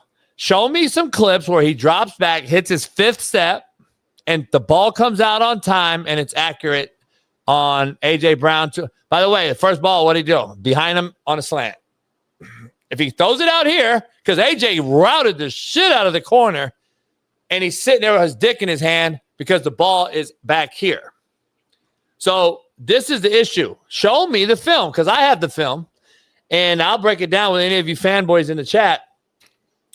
And I would love to show me that I don't know what the fuck I'm doing. Because at the end of the day, he don't throw shit on time, and everything is basically off schedule, meaning he escapes the pocket, gets on the run, on the edge, and he'll make a big play, and he'll ooh and awe you because he got out of the pocket. But the guy was actually open 3 seconds earlier on time for a touchdown. And I'm just telling you, I watched this shit. I know what the hell I'm doing. I only got 8 quarterbacks in the NFL, 28 guys playing, 8 Super Bowl champs, but what the fuck do I know? So all I'm saying is throw the ball on time when you have a clean pocket like he does, because what you see is a lot of guys escape the pocket when they actually should be stepping up in the pocket with their eyes downfield. He doesn't. As soon as he sees traffic and congestion on the outside on the grass, he'll escape the pocket. And I think we have to understand we have failed the quarterback position so badly in this country, in the football world. And I say this country because youth football, high school, college, pro, it's the worst quarterback position it's ever been. And you can watch it on any given Sunday and tell me, have you ever seen quarterbacks throw for under 100 yards in your fucking life in the NFL? No. Oh, under 200 yards, 17 quarterbacks last week. Have you ever seen it in your life? I haven't. No. This is ridiculous, man. They live on bubble, screens, slip screens, tunnel screens, sprint out, throw it back to the tight end, sprint out, throw it to the back. Are you seeing any in-cut routes, basics, drives, comebacks, comeback, post corner, post? I'm talking all quarterbacks. I've been the hardest guy on Patrick Mahomes his whole career. I think Andy Reid saves him tremendously. I don't know if any of these guys would have ever played in the early 2000s or definitely not in the 90s. These guys are more gifted than we've ever seen. Josh Allen and all these freaks, but they're not quarterbacks. Remember, I want your audience to understand something. There's athletes that play quarterback, and then there's fucking quarterbacks who are athletic. There's a big difference in those two things. We get all these great recruits out of college. We recruit the best talent to go to college. By the way, we take a 5-star guy, and we recruit him, and we take him to college. And you know what we do with them? He's better than everybody else, because it's not about the X's and O's. It's about Jimmys and Joes at the college level. So guess what? Lamar Jackson's going to freak the shit out of you at Louisville, win a Heisman, because guess what? You ran the wrong play call, but he made 2 of you guys miss. And then Lamar Jackson's a Heisman, and everyone thinks he's the first pick, and he's going to be a great Super Bowl champion quarterback. Well, really, he's not. And in the playoffs, he's got 3 wins. Because at the end of the day, he hasn't progressed, because we have failed him. We failed these type of guys. My dick would be hard, Dan, if I could get a Lamar Jackson and coach him. We have failed him mechanically, cerebrally. We don't get him to the line of scrimmage anymore. Everything's a wristband or fucking card of holding Stephen A. Smith or some fucking idiot on the sideline. We don't verbalize the protection in there. That's why Shador got up there and got fucking obliterated, because he don't know how to set the goddamn protection and re-ID the mic. So guess what? We get up to the line of scrimmage and just snap and run the play. We got guys running everywhere. We got twists. We got guys coming free. No side adjust, no hot. We have no idea what's going on with roll coverage. And then if you ask Mina Kimes, guess what? Make me a sandwich. So guess what? If you ask Mina Kimes and people like that, guess what they do? They tell you that quarters coverage is the deep. You throw it deep on quarters. So it's a mockery, man. It's a joke. And at the end of the day, man, it's a cold business we're in. Let me ask you then, do you think that with Hurts having a coordinator new every single year, Do you think that's also an organizational mistake too? That, I mean, Brady said it the other day when he had that line. He goes, who are they hiring for these guys? And you just kind of hit on it. Who are you hiring to teach these guys on what they need to see? Like you said, finding your landmarks, finding out pre-snap reads, looking and finding where you think pressure's coming from. Hey, and you want to hear this too, Coach? To your point, last year's the first year Jalen Hurts had learned how to set protections.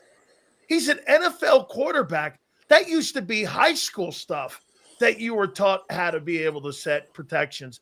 You could never play in the 90s like that with not knowing where Lawrence Taylor's coming from. You would get your head knocked off. Do you think that is a disservice, though, having all these new coordinators for him every year? It is, and that's the one thing where I save, where I kind of save, Jalen for that. So like, I think Jalen has done. He's kind of exceeded expectations because he's had 4 coordinators. And here's the issue, like that I see. It's hard to find these guys because they're getting jobs and et cetera, and we're moving around, and then we're losing them basically either after Super Bowl and they already know they're leaving. So kind of you saw that with Gannon and when he left and went to the Arizona Cardinals, and you saw Andy Reid absolutely destroy him schematically because I don't believe he was in it. And I thought that was a disservice to Sirriani and all those guys. Basically knowing you're taking a job, and it's a disservice to these kids and all and the players. I think that needs a change. There's no reason to hire an NFL guy that early. You don't have to recruit. This isn't college. So we don't need to lose coordinators that quickly, by the way. Let them go through the Super Bowl if they're on a run, and then hire them later. You got scouting offices and shit in place, right? The last time I checked, the Arizona Cardinals had a scouting department. So we see it every year, though. And I don't see why these guys have to leave and do what they do. At least Steichen waited, right, as far before he left, and then Jalen had to get a new OC. So I give him a pass on the OC thing because we go through this a lot. But we got to keep the same energy and give Sam Darnold, Daniel Jones, and all these other quarterbacks who everybody shitted on when I said no, give them some time. Mac Jones too. Mac Jones, all these guys, and now look what they're doing, and see what they're doing. So it's very interesting, man, to be honest. So like, listen, I just think that Jalen Hurts has to persevere and get through it, but also I got to see some progression. I haven't seen him get better though. You think he's regressed? You think he's regressed? Mechanically, he's gotten better. Okay. But I don't know what's happened, like, other than that. Like, you're telling me that the coordinator position is solely holding him back. We could debate and argue it, but at some point, I got to place. Yeah, man. I got to see guys getting hit on time. I do not see anything on time come out of his hand, and I do not see any balls thrown into the teeth of the coverage. Just show me. Like, you'll see a guy, he'll show a crosser or something here and there to Devontae or somebody on the crossing route if he knows it's straight up man coverage. But I hadn't seen nothing against true, like, cover 3 and outside backer drops and he throws it in the window right off his earlobe on a dig cut or a curl route. Like, do we not throw curls anymore in football? Like, I'm telling you, man, I ain't seen a goddamn ball on time by any quarterback. I'm not talking Jalen Hurts. I'm talking everybody. And if you look at the plays these guys are making, look at Josh Allen's last game where he ripped it and did all these numbers. But really, it's all ad-lib plays. Look at the plays he makes, man. He's a freak of nature. But I ain't seen a guy catch the ball, throw it on time, and put your foot in the ground and stick it. It's all running around, making plays, running over guys, all this shit. And it's just like, man, I don't think people realize that's not quarterback play. And it's not sustainable, Dan, because you're going to have guys injured. That's why Lamar missed so many games. That's why Kyler Murray's not playing right now. That's why these guys aren't sustainable in the pockets. And I'm telling you, they could be as good as they are, use their feet when they have to, or when they need to, instead of just using their feet to use their feet. That's the problem. Why are the Rams the best team in the NFL and notably in the NFC right now, in your opinion? Because they have the only quarterback that's right. To it. Yeah, he's the best quarterback in football. I've been saying that for a long, long time. And listen, Devontae Adams leads the league in touchdowns.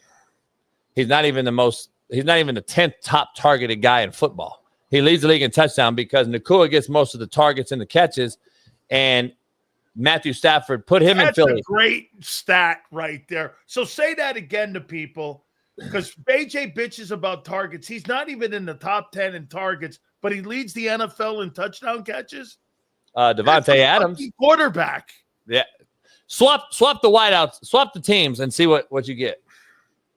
You imagine Matthew Stafford in Philly? Oh, God. With Goddard and Saquon, who I can catch and be another receiver. That's kind of like the Rams and the greatest show on turf with Marshall. I mean, I would love to see a Stafford with all those guys. I like Williams, but Williams is not a pass catcher. The Rams back. And Stafford with those guys would be ridiculous. Or you swap them, and you would have Devontae Adams reading the fucking book and Nakua back on the rock. So, like, I'm just telling you, people don't realize there's a huge difference, man. They're the best. They got the best. I think the second best D-line pass rush in football behind the Broncos. I think Verse and those guys, young. I love what they're doing that way. Their secondary's got to get some work done, but offensively, if Stafford can stay high, I think the Rams are the best play caller in football right now. I think Andy Reid overall is the best of all time, but I think McVay right now, with what he has to work with, is the best play caller right now this year in football. And I think he keeps Stafford upright and keeps them moving around. I think they're good. See, right now they're rolling. Last year, what happened is they had 21 O-line shifts, meaning they had to move tackle to guard to center, a center to tackle. They had 21 O-line shifts last year, and they were losing, and then they got hot, right? They played Philly in Philly. Stafford still threw for 330 in the damn snow in Philly. Rams should have, Rams win that game. They're Super Bowl champs also last year. Yeah. But they didn't get hot till late. This year, I think they host Philly and get that off their head. Because right now, Philly is the kryptonite. Philly owns the Rams right now the last 3 games. And so right now, the Rams got to get through over that hump. And that's just kind of like Sam Darnold. Sam Darnold is the Rams. He ended his career in Minnesota last year in the playoffs. This year, last week, he throws 4 picks, and they were still in the game. So I think Seattle's really good. Philly, the Rams. I think those teams. Detroit, I think, is fugazi just because like I said before the season, losing Ben Johnson is ultimately going to bite them in the ass. So I think those are the top 3 guys in the NFC. I don't know if an NFC North team is a real true contender this year. I don't believe in Love. I think Goff is a deer in headlights. Anytime you need him, he's shitty. And let me defend Jalen real quick. Hurts. For all the big arm talk about Jared Goff and all the praise he gets. Well, coach, it was 35-mile-an-hour winds last game. But fucking Jalen Hurts had the same wind. Did he only face going north? I'm trying to figure. Don't the field swap every quarter? Yes, they do. Goff is the same guy. You know why we traded Goff and got Stafford? Because we wanted to win. Hey, coach, who are you buying more? You buying Patriots or Colts? Or maybe none. I'm not buying either one, but I think they're much improved. I've been on the Daniel Jones thing. I've been telling people he's very, very underrated and good. He just needs to be around a competent, structured environment. Brian Daboll, I like him, but he's failed quarterbacks, as you've seen, which is unfortunate because I like his fire and grit. But at the same time, you take away Saquon, you take away some things in New York, and guess what happens? Add Saquon to Philly. It's kind of funny how that swapped, right? You give him a guy named Jonathan Taylor, and then all of a sudden Daniel Jones is in the MVP conversation again. And it's funny how that works. You get some confidence around a quarterback in an organized environment, and guess what? He pretty much thrives. So is Sam Darnold and Daniel Jones, since everybody shitted on him, they pretty much in the conversation of comeback player of the year or MVP. I don't know. Colts defense I like. If Daniel Jones can continue to feed Pierce and Pittman, and Jonathan Taylor is on a track to become maybe one of the all-time best leading rushers in a season, if he can do what he's doing, is that sustainable? Can he carry the team if Daniel Jones kind of hits a wall? I don't know. But Drake May as well, second-year guy, sophomore slump. Once he gets to the playoffs, the book changes, meaning the scouting reports. Yep. That's why Lamar struggles in the playoffs, because we kind of know we fire zone him and drop guys out, and D-line drops out, and Lamar's holding his dick in his hand, don't know where to go. It happens for a lot of these quarterbacks. If you can't throw it on time, guess what you do when you muddy up the box, when you're running double and triple and read option, and now you don't know what he's doing. That's why they lose in the playoffs. Dak Prescott as well. So there's a lot of these guys that struggle in the playoffs because the book gets out after 18 weeks, and now we change shit up in the playoffs. I'm worried for Drake May and Daniel Jones in that regard. So I'm not sure if I'm a believer, even though New England's won 8 or 9 in a row, and Indy I got to see here in LA play the Rams. I don't know, man. I'm not sold on an AFC team this year, to be real with you. I don't know if I'm sold on an AFC team. You think the Super Bowl comes out of the NFC then? Yeah, definitely. Definitely. And listen, we'll see this week, because I think the Chiefs are going to bounce back this week. They got the Colts, but I think the Chiefs are done as well. But I think they'll bounce back and beat the Colts. That's my lock. Playoffs? I don't think so. I think Denver is another team.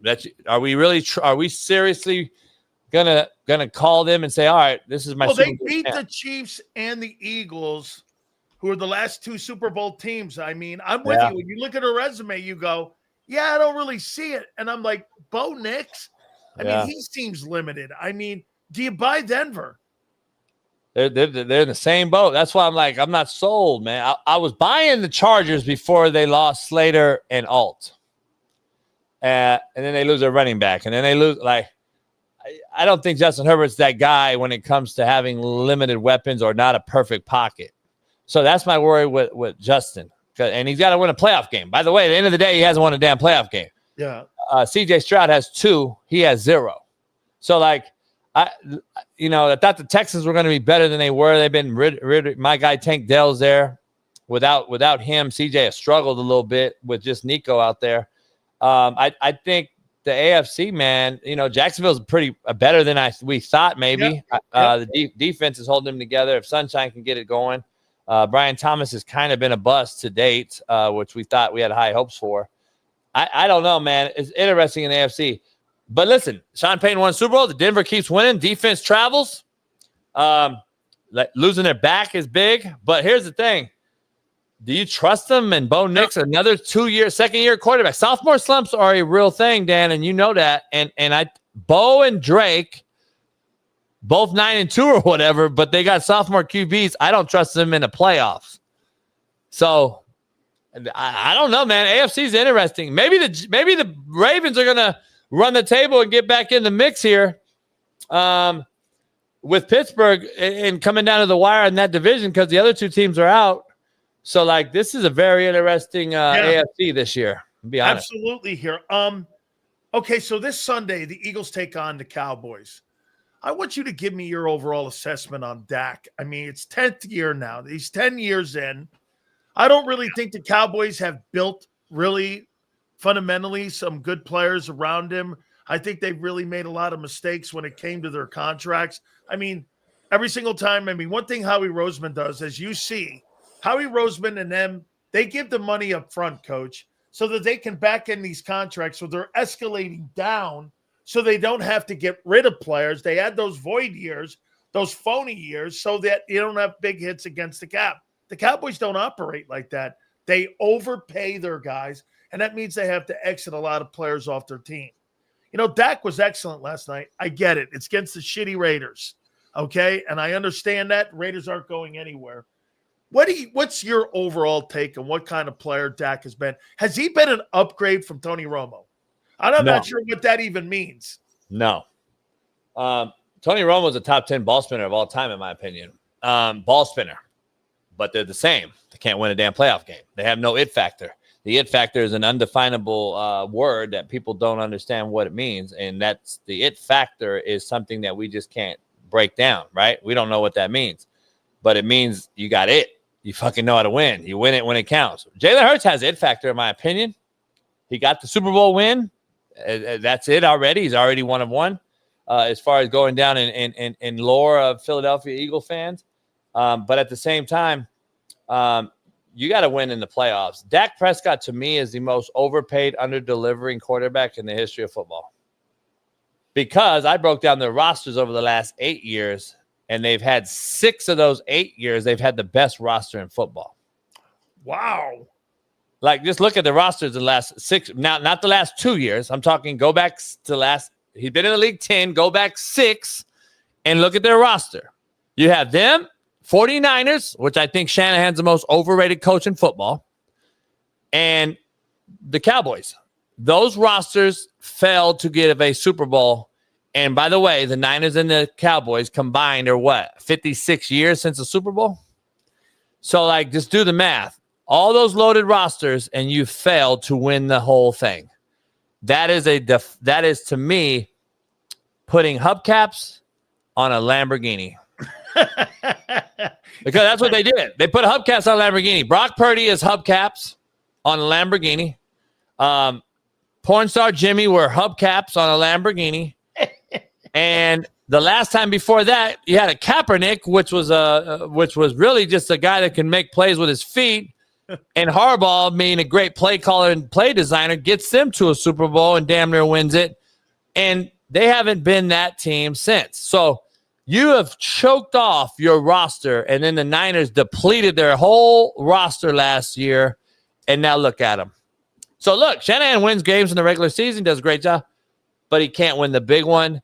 And either for some reason can Jerry Jones and this organization in Dallas. And I like Jerry now on Landman over owning the team. All right. Do you agree that Aaron Rodgers, one of the things that we're starting to see him become human, because as you know, Coach, when you saw him in Green Bay, that touchdown to interception ratio, you may never see anything like that again with a guy with 450 touchdowns, less than 100 picks. You're not going to see that like ever again with his accuracy. Do you think what we're seeing more of a human Aaron Rodgers now because his ability to get out in the open space? I thought he was a weapon when he got out, rolled out in the perimeter, and he was able to dissect the field. You know, you lose that as you're 41 years old, and I get it. That's why we're seeing more of a human guy now in the pocket where you're getting more turnovers. You know, you create space when you're in the open end like that and out in the open. Is that what we're seeing kind of with Rodgers now? He's limited now as a quarterback. Yeah, he's limited, man. Here's the thing, man.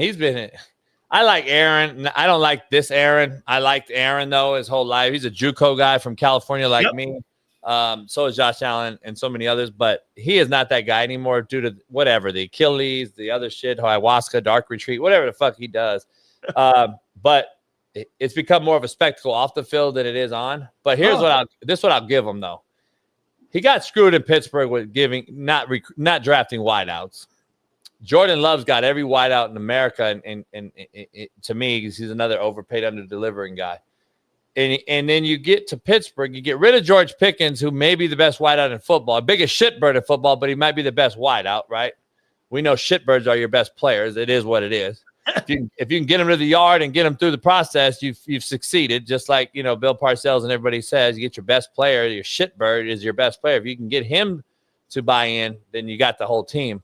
So you get Pickens there in Dallas to buy in, then they may have a shot offensively, but their defense is so bad. But Dan, like, I don't know if Pittsburgh, do they even have a number 2 in the NFL at wideout? Did they draft that kid from Ohio State, that Will Howard kid?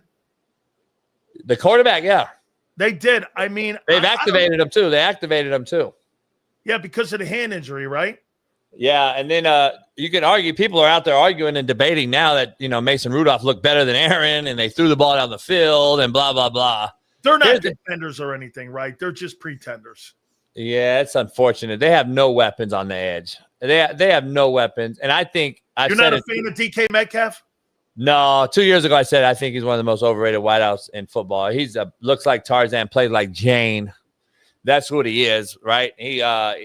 What is he most famous for? Can anyone answer me the question? Why is DK Metcalf famous?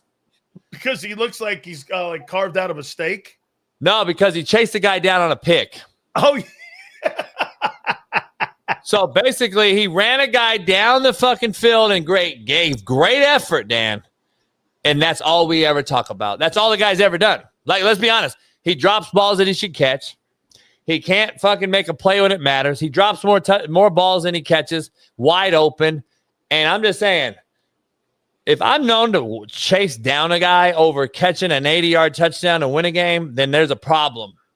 And that's who the guy is. I thought it was a big bust. Now, if you would have kept Pickens and had him, I could see it because he needed Tyler Lockett. He needed another guy. He don't have another guy, and we thought Austin was going to be a little bit better in the slot for them than he has been. But when your primary personnel group is 31 personnel, and I'm fucking in 13 and 12 and 31 and all kind of crazy shit, and I ain't got no wideouts on the field, and I got a 300-pound tight end as my primary weapon and Big Washington over there from Georgia, we got a major problem, Pittsburgh. Like, why am I at 13 personnel, Dan, and one wide receiver on the field?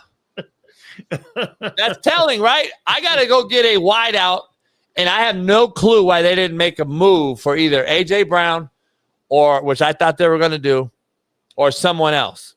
They couldn't get another wideout. Blows my mind. And so you think it was a mistake getting rid of Pickens? I'm all for addition by subtraction because, listen, if anybody understands wideouts and prima donnas, it's Tomlin. Mike Tomlin. I mean, you never heard a peep out of AB, right? Ever. No, not Le'Veon Bell, too. You never heard a peep out of them guys. And then AB leaves and he becomes a fucking shitbird, right? Yeah. So, like that's whatever Tomlin does, I'm going with. I think he's one of the greatest coaches in football. And so he leaves, and I'm like, all right, maybe that's what it is. He's a cancer, whatever. But you lost talent, right? You lost talent, and now you go get DK, and you don't have no talent around him. So now I'm doubling DK. If you watch it, they're bracketing DK. They're trailing DK. They got a guy over the top of DK, and then he has nobody but 3 big-ass slow tight ends. That's all. That's all they got. So, and they're not really running down your throat like you would think in 13 personnel or all these other 12 personnel and their motion. You're not getting a lot of run game out of it like you would think. But then you do get 13 personnel. What do? You get fucking 9 in the box, and I'm supposed to win, DK, one-on-one matchups when I got 9 in the box and you ain't winning. And then Aaron's either missing you or got distress in the pocket. So now we have a fundamental issue. And that's where it is, man. That's where I think this is fell. Aaron Rodgers has kind of got the short end as far as wideouts for about the last 6 years. I've got to throw this at you here, and there's a report going around now in Philadelphia about Hurts, and I want to get your opinion on this. There's a guy that's really respected in Philadelphia. His name is Derek Gunn. He is, close to many of the people in the organization. He's well respected. And he reported this a couple days ago saying that there's a rift between Jalen Hurts and the organization. And the organization and them, they're becoming frustrated with Jalen Hurts because in these meetings, they're pointing out that the missed throws, they're pointing out some of the deficiencies. And Jalen Hurts and these coaches are basically not on the same page. And it's becoming frustrating to the offensive coaches, to Sirriani, to Kevin Patullo, to everyone that's inside the organization. I mean, and as you know this, today in the NFL, you don't get access to these teams. If you start talking shit and you've got a key fob and you want to go back in and you want to have an opportunity to cover the team, they're going to ex-nay that shit because they like to control all of that. That's not just an Eagle thing. That's 32 NFL teams that like to do that to an excess. Now, here's a guy that's well-respected. He knows Brandon Graham. He's friends with Big Dom. I know him pretty well as well. What's your takeaway on that, Dad? It sounds a little bit like the coach and the player, offensive coordinator, all of them are just not on the same page. And the wide receivers are all kind of going, the coaches are right. Hurts is missing us. Unfortunately, we live in the player empowerment era, though. That's what another one was this. Jalen knows he's not going to be benched because of his contract and the hits against that's also what came out in it. That Hurts feels entitled right now. Guess what? I don't give a shit what they're saying. they're not going to bench me because of the contract that we signed. Yeah, and I'm even take a step further. Like player empowerment has basically, to my mind, that's what the transfer portal has done. That's what everything has done in college football. It's ruined the game, in my opinion, because these guys, load management and all the other shit that we've done, all player empowerment. So when that happens, you take away, fundamental discipline, and you take away accountability. So when the player empowerment era took over about 8-9 years ago, in my opinion, football has become so soft and become so coddled that we no longer can get in your ass. We can't hold you accountable. We can't tell you that here's the fucking film. You missed it. I called the right play. You missed it. You can't do it anymore. Now you'll be canceled. You're mean, all this shit. And remember, correction is not fucking criticism. I don't understand why people think correction is criticism. It's constructive. If I didn't fucking like you, I wouldn't have recruited you. Right. So I'm just so soft. It's so soft. I hate hearing player empowerment. Gimme. But don't expect or demand shit from them. Blows my mind. Because you'd be fired at your 9-to-5 job. So like that's what people don't understand, and they don't want to put that shit in context. Here's the problem though. They've already given them the money, and we've already seen the Doug Petersons of the world win a Super Bowl and get fired. So Sirianni has to do what he has to do because his ass will get fired too, even though he won a Super Bowl and been to 2. He'll be like George Seifert. With a great win percentage, he'll get blown out. Because player empowerment will trump the current coach in today's society, and that just is what it is. We're in a jersey swap era, is what I call it. We'd rather fucking swap a jersey after the game. Dan, you and I lose a game. We're fucking. You ain't seen. I'm not talking to you, and I'm not gonna fucking swap a jersey, and I'm not gonna fucking dap you up and shake your hand and hug you after. I was a horrible loser, man. Here's the thing though, like. The NBA first game of the season, and it's the last one I watched the first, and that's the last every year. I watched the first game, and then Cleveland and fucking, I don't know, Boston played or whatever, and they lost. And they're fucking on the fucking court for 20 minutes after the game, hugging, dapping it up, chilling. First game of the NBA season. Like, we wouldn't even have saw them talk to each other. They got 82 games. They're both getting to the locker room. These motherfuckers are swapping jerseys and shit. I'm like, holy shit, man.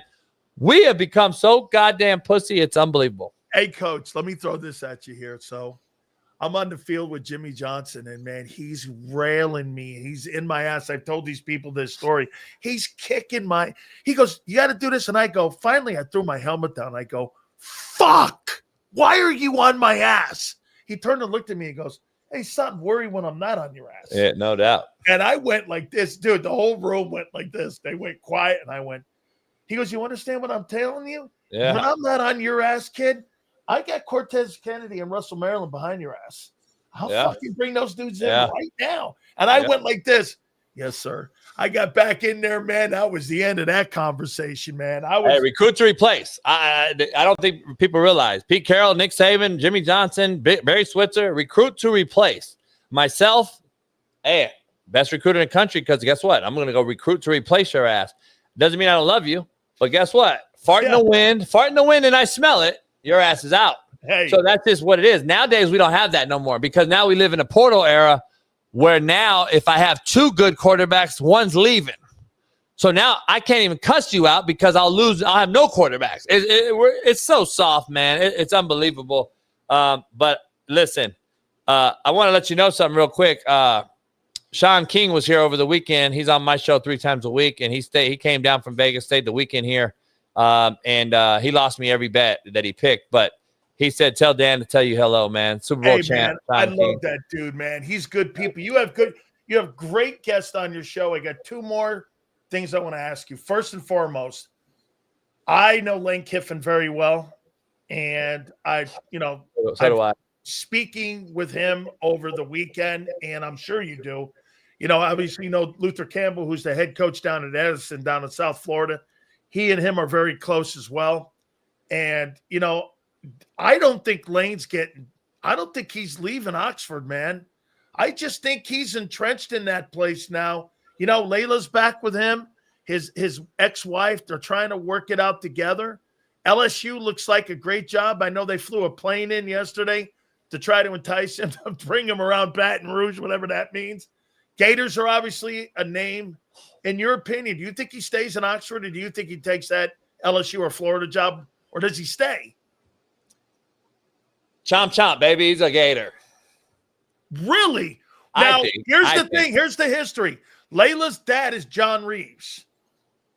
Okay? And there's ties to Gainesville, and he knows the culture there, and he knows all the people in Florida because of his pop, Bonnie Kiffin, and all that. He grew up there. She grew up there.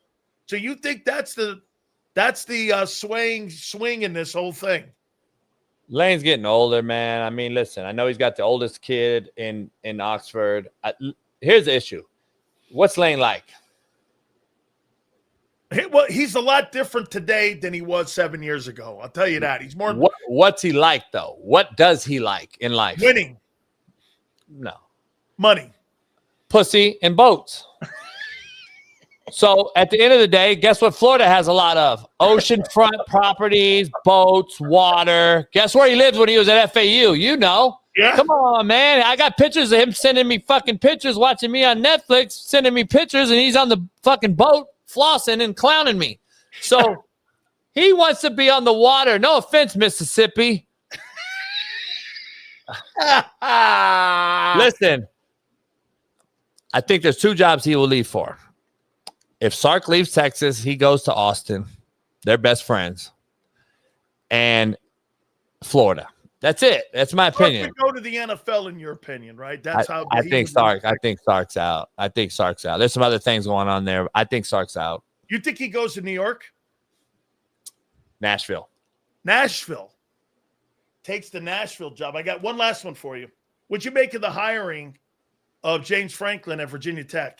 Love it. He's from that area. I'm a good friend of James. Me and James been in many titty bars together. Great dude. Great recruiter from the DMV area. You know, he was the old coach in waiting in Maryland back with Ralph Friedgen back in the day when coach in waiting thing was a big thing. Remember that? Yep.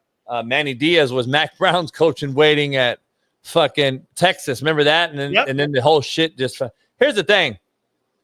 He's going to get you 9-10 wins a year. Is he going to beat a top 10 team? Is he going to get you over the hump? Is he going to win a natty? I don't know. But I'll tell you this. The ACC is a lot easier to win than a Michigan, Ohio State every year. I'd rather face no offense, a Miami who we don't know if they're up or down year to year, and a Florida State with the same scenario who's probably going to replace their guy.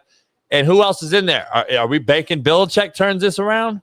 So I'm just telling you right now, I think it's a great fit. I think the expectation level isn't at Penn State level. It isn't at an SEC level. That's right. So he goes in there and listen, Virginia's doing a great job and coach is doing a great job there. But at the end of the day, I think it's a great fit for him, and I think he ends up finishing his career here. I want to sneak this in. Penn State is now that Matt Rule has signed that extension at Nebraska. Drink's the guy. Who is? Drink. It's a done deal from what I hear. Really? Missouri's guy, yeah. Huh?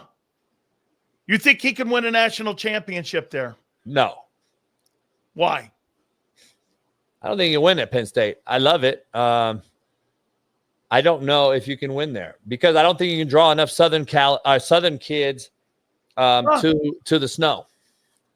And the only way Ohio State does it is because Urban made that thing a attraction spot destination, and Ohio State continues to be that relevant piece. He took the pipelines from the Gators, and guess what?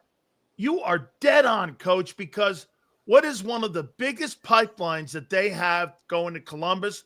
It's St. Thomas Aquinas, and it's Columbus. All those kids the top flight kids don't go to Miami. They go to Ohio State.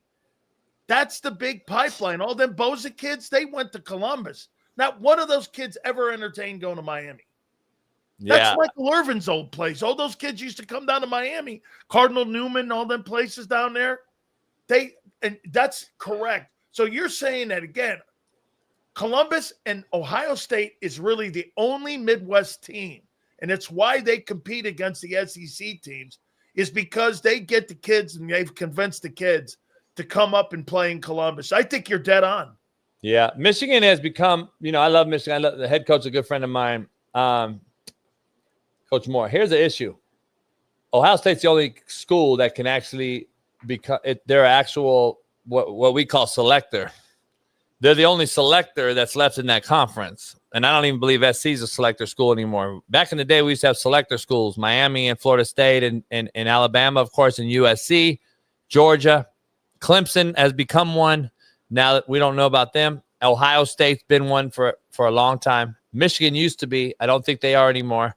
Texas, maybe.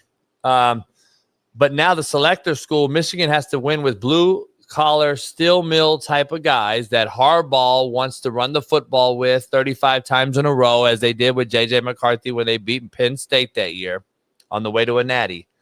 You have to win that way at Michigan. Ohio State, you can win nationally and go get a Smith from Florida and a wide receiver that can come. Michigan ain't doing that. Have you seen it? Have you seen any of those other schools? No. Ohio State's the only school that is a selector school, meaning last minute I can go in and take your best player from committing to Michigan. I can get them to decommit and snatch them. So that's the only school. I think Indiana is a 4-loss team in the SEC. I do too.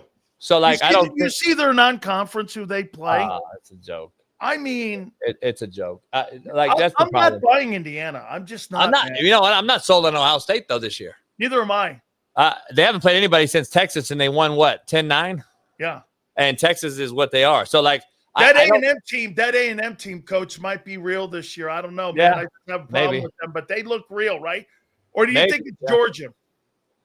I don't know. But then I see him against South Carolina come out flat as hell after their head coach Elko gets an extension, and I'm like, oh, that extension should have made them beat them by 50. They go down 30-3 to South Carolina, and then I'm like, oh shit, is this another situation? I don't know, man. It's so hard. It's so hard, Dan, now, because college football is something I don't bet on because you can't with these 17 to 21-year-old prima donnas. Transfer portal, all this shit. I'm glad it's going back to one-time portal. That'll help out, in my opinion. Yep. But at the same time, I don't know, man. I got to see Ohio State. I would like to see them play. We're going to find out who's real this week when SC and Oregon go at it before the season ends. Those two go. I'm curious to see that because I'm not sold on Lincoln and SC out west here where I'm at. And I'm hearing Lincoln's name as the LSU replacement. So throwing that out there too. Wow, Lincoln Riley going to LSU. Wow. That would be a massive upgrade. And plus, he would be able to recruit some defensive guys there. Hey, Coach, you're absolutely awesome, bro. I mean, please tell the folks where they can find you, man. I know a lot of people, man, they give me so many great – even my aunt likes you. I love it, man, and I love that fact. So I appreciate you doing it. Is the girl in your chat Barbara Carroll? I think she's a dude.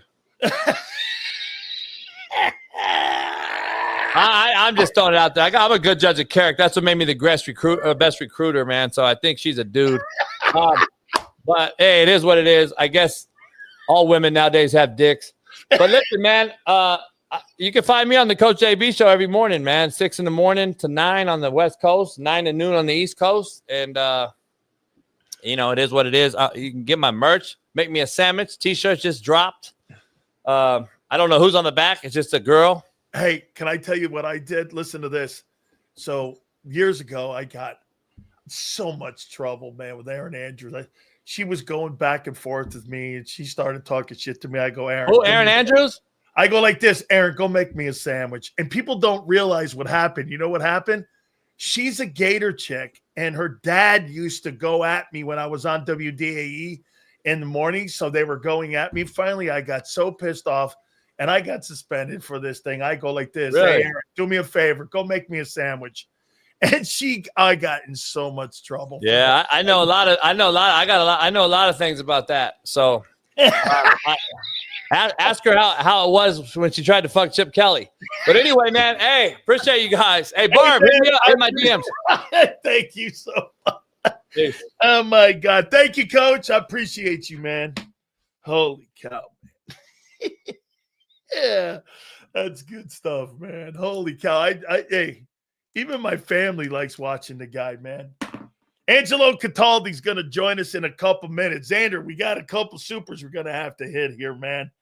Before Big Angelo, JB, the GOAT, Barb is a dude. Hey, when you come into this show, man, you better be ready to rock because all I can tell you this, man.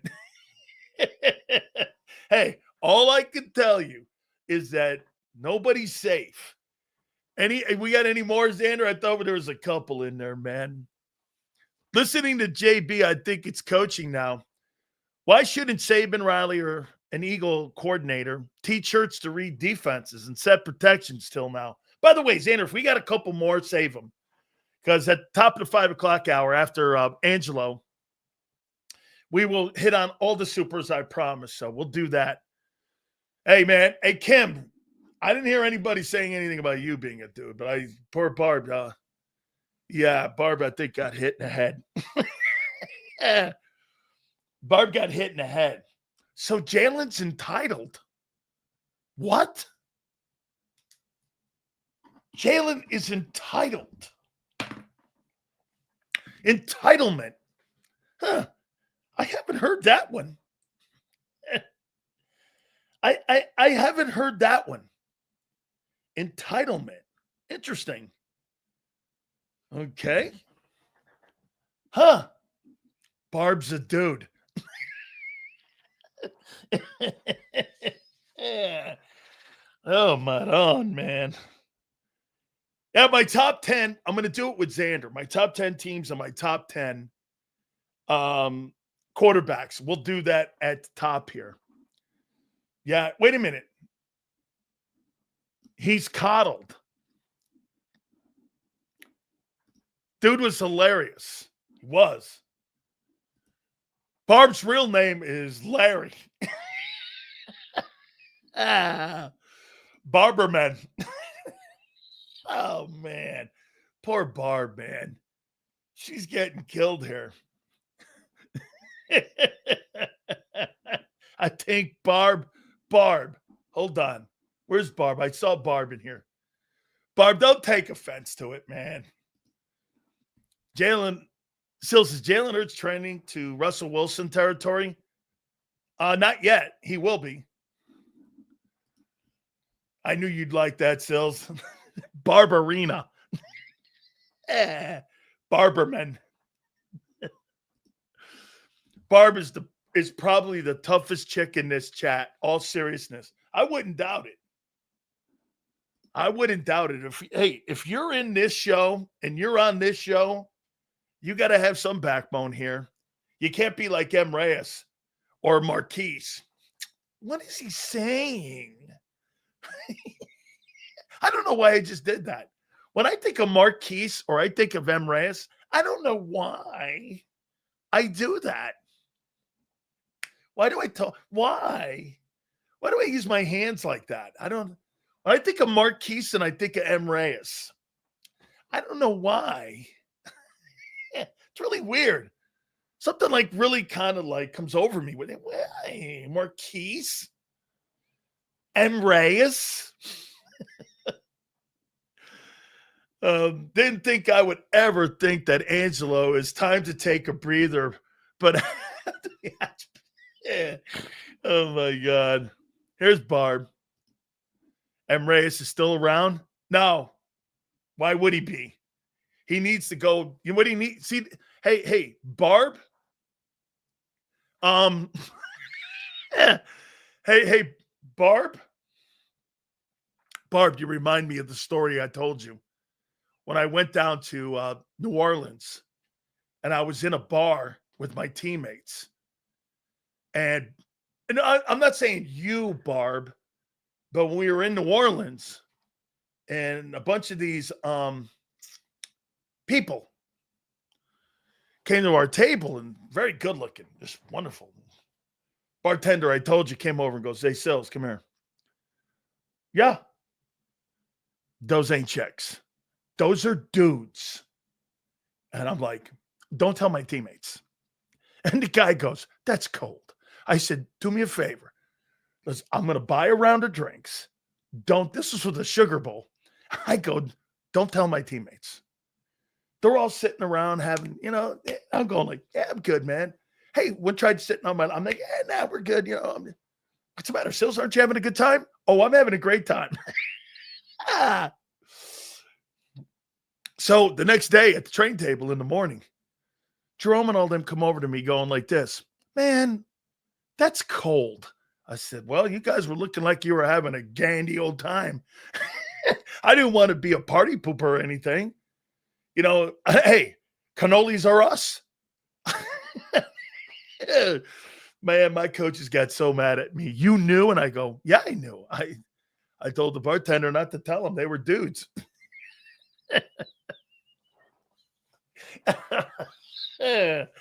Oh, man. Yeah. Hey, Sills, they're dudes. Don't tell my teammates. Oh, man. Stafford's the best quarterback. Dude lost to Hurts. Dude, Jalen Hurts, Matthew Stafford, stop it. Stop it. Your football team is better than the Rams. The Rams have won 4 in a row. Not shit arm Hurts. Stop it. Jalen Hurts is a better quarterback than Matthew Stafford. Who in the right mind thinks that? Only an idiot would post that.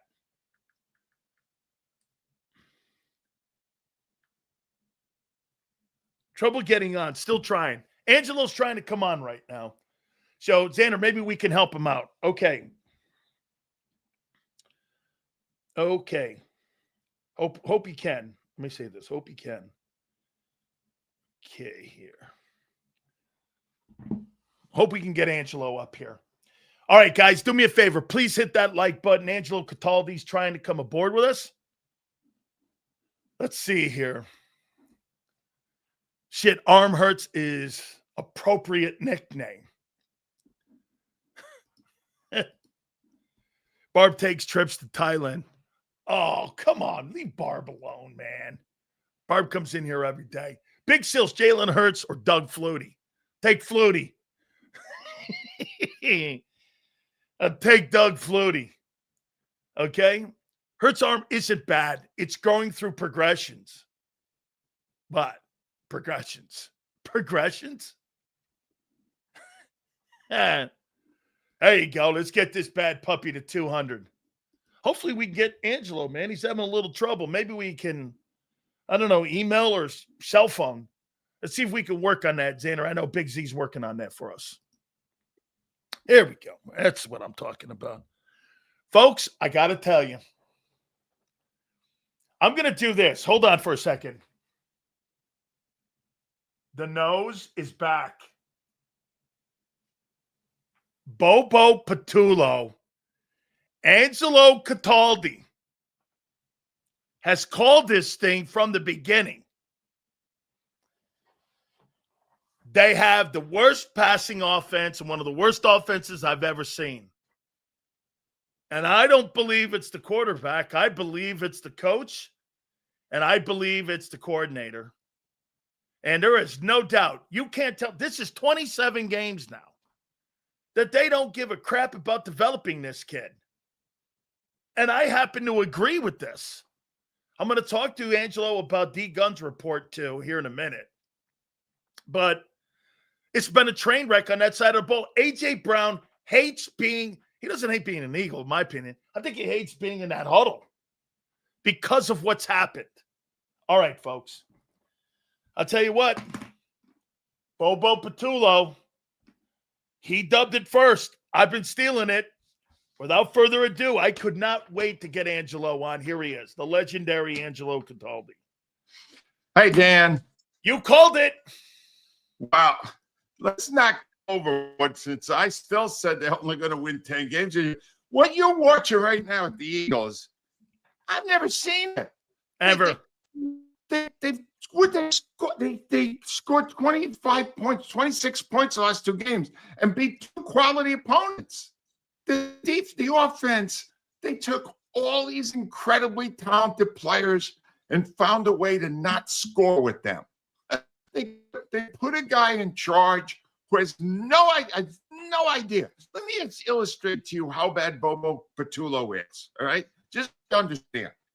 So the last game, they targeted A.J. Brown 3 times, and the third one we think was a call, that was just a deep pass at the end. They kind of, Jalen Hurts got together with A.J. and said, go deep, I'll throw one. Oh, maybe it'll work, right? This week, in 35-mile-an-hour winds, they targeted A.J. Brown 8 times in the first half. 8 times. Let's sing. All right, so what is it? All or nothing? Like either we're going to ignore him or we're going to throw it to him every play. Which is it? There's no sense of logic in what they do. None whatsoever. Got all that talent and they can't score any freaking points, but they're 8-2.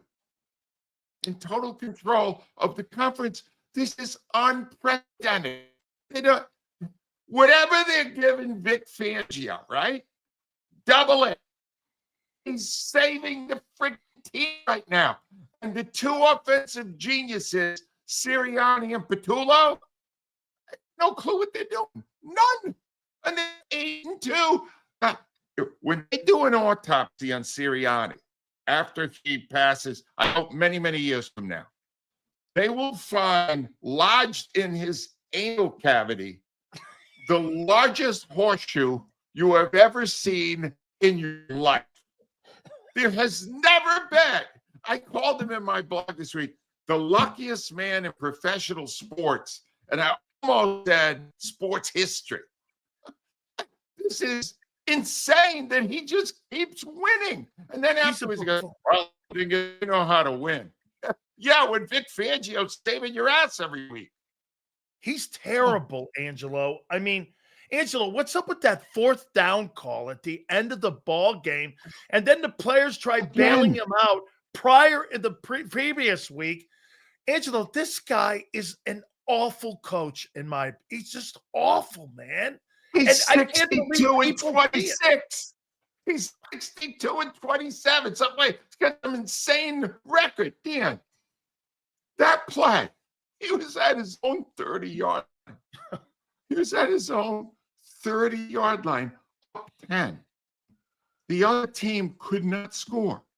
They did whatever was going on. Dan Campbell wasn't having a great game as a play caller either. I'll tell you that. Yeah, but Goff couldn't throw in the win. Goff couldn't throw in the wind. You could see that. He couldn't hit anybody, right? Let's give them the ball at our 30. Make it interesting. The week after he had blown it the previous week and gave a short field to the Packers. Dan, they keep winning anyway. I know. They make these monumental mistakes. And they keep winning. What a world this is. I've never seen anything like this in my entire life. Angelo, I've never seen a coach have so much luck on his side and so many great players that are on his side. What do you make of the loss of Lane Johnson? How much does that affect, you think, the next couple weeks here? And most likely, too, Angelo, it looks like he may be lost for the rest of the regular season. Maybe you get him back in the playoffs if you're being optimistic. He's still a hell of a player. He's still really great. Absolutely. And history tells you statistically that this will have a major impact since the Eagles' records with Lane in the lineup and without are dramatic. Very, very different. But I ain't predicting nothing anymore because the horseshoe up the rear end of Nick Sirianni apparently is prevailing over everything. I'm telling you, Dan, what we're seeing, someday we'll look back on these years and go, how the hell did that guy win? Let's check some boxes. Is he an impressive force on the sidelines? Are you impressed with the way he carries himself? No. Right, that didn't work out so well. Is he impressive calling plays? Well, no, he stopped doing that after 7 games, right? No. So he's not a play. Is he an impressive offensive innovator? No. Hell no. Not at all, right? No. Is he impressive in his news conferences to explain implausible decisions made? All right. No. What boxes is he? Maybe culture, I guess, culture.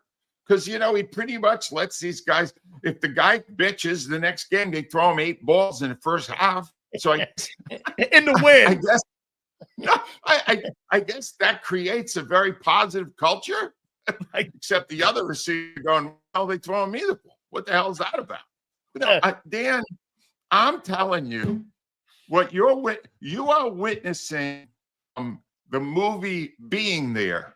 Peter Sellers was in it, and he was a moron, right? And Peter Sellers would say, the world is flat, and a world with, he'd make some dumb comment, and then people go, wow, he's profound. Actually, he was a moron. Oh my God. Right? Go see that movie. You'll see that is Nick Sirianni. He just keeps falling into clover. No matter what he does, he lands. And everything's wonderful. They won again. And then the one thing we've mastered is how to win the game. And you watch it and you go, I don't know what the hell he's doing. I've lost. He's 8-2 there. He's 8-2. He fell in the clover. Oh, man. Oh, my I've never God. seen anything like this, ever. Hey, so let me ask you. I'm happy. This is me being happy. He fell in the clover. Let me ask you about D Gunn's report that Hurts right now. And first and foremost, do you have respect for Derek Gunn? Oh, one of the best. Great. Okay. Knows So everything. then the report that has come out now is that, and Derek knows Big Dom. He knows Brandon Graham very well. He knows a bunch of people inside the organization. And as you know, Angelo, if you want to get your key fob taken away, start talking crap on the Eagles, because Bob Lang will parachute in and grab that key fob from you if you start talking crap. So he comes out and goes, well, Jalen Hurts is a guy who is becoming a problem for the coaches inside, because they're pointing out, and I'm paraphrasing, they're pointing out some of the things when he's going through missed throws, and Hurts is becoming, and I'm paraphrasing this, that he's not really listening to the coaches anymore, and he's not caring what they're really saying anymore because, okay, he's got the contract, and he knows he won't be benched. I'll tell you how I took that before I hear you. Well, finally, he went like this. There's no way they know more than me. And so maybe he finally has taken the leadership here and said, hey, guess what? I think these guys are buffoons anyway. And maybe he is calling out the coaches. How do you see this?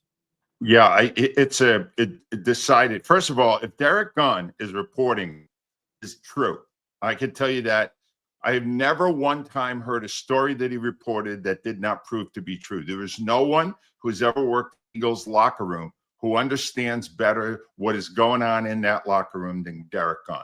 Secondly, I want to try to relate this to people out there who, like me, through much of my career, worked for really stupid bosses, all right? Really dumbasses. And they would hold a meeting and you would hear stuff, and then you would have to hold back from rolling your eyes.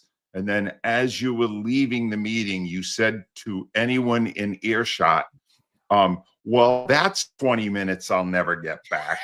And then you would ignore absolutely everything they said and do what you knew was smarter than what they were telling you to do. The smartest guy in that room when they're talking offense is the quarterback. And listening to the crap that they're saying and doing based on what we're seeing in games, I would have the exact same reaction Jalen Hurts has. Now, I'm not going to lie to you. He hasn't looked very good the last couple of games. He hasn't. He has not looked good. Collinsworth out of nowhere is saying, well, he's holding back from running till the second half of the season, which that doesn't make any sense to me. I don't believe that. Everything is disoriented because of one reason. And it came up during the broadcast where for a couple of plays, They snapped the ball direct, no quarterback sneak. They went right up to the line, snapped the ball. They had motion. They had a lot of things that they used last year with Kellen Moore. And it was effective. And Collingsworth said, this is the Eagles offense. What you see it here, this is what they're going to be doing more and more of. And then they didn't do it again.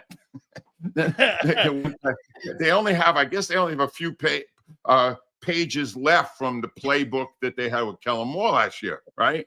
But if you're the guy running that offense, and you understand that these people who are calling plays, who are devising strategies, have no idea what the hell they're doing, are you going to just follow them blindly into the abyss? No. You have to counteract it. But I'm not saying it's affecting him clearly because he's not playing the way he did last year. That's correct. He's not playing well right now. Most of it, there's no deception. People aren't getting open. He's trapped back there. The line isn't as good as it used to be. You can give 10 reasons why Hurts hasn't been as good. The number one reason is the offensive coordinator. He doesn't know what he's doing, and the guy above him doesn't know what he's doing. But he's got one of the greatest records in the history of NFL coaching. And I'm telling you, you are witnessing a freaking football miracle every time that jackass goes on the sideline and wins another game. I'm telling you, there's no way. It's crazy. This is the Eagle playbook that they have on the sidelines right here. This is the playbook. That's the size of it. I completely agree with you. I think that the coaches right now, I think they're all over the place. They don't have a clear game plan on what they want to do, and it's affecting everything. I mean, A.J. Brown, do you think he's going to be on this team the start of 2026 in September? Do you think the Eagles will move him? You know, watching the 8 attempts in the first half and the big win made me wonder, because they have capitulated to him to the absolute extreme. And this isn't the first time. He made some negative comments, went on social media. He stirred up trouble. And then the next game, he was Puka Nakua. They just kept throwing the ball to him. It just shows you how indecisive they are, that they can't find a middle ground. They can't find a middle ground with a guy that talented. They can't find a place to put him where they can throw him the ball in open territory. He could break a tackle or two and run for a touchdown. You can't do it anymore, right? This is finding the same problem with Saquon Barkley. Barkley is not getting anywhere near the open territory he got last year. You don't think he's toast, though? You think it's the way they're using him too? I think they're at a point now where, like, they have to roll in Jeff Lurie, right? Jeff Lurie took time away from shopping for his next yacht to go down to the practice to engage a 10-minute conversation with his rogue wide receiver so that he could get him back on point for a week or two. All right.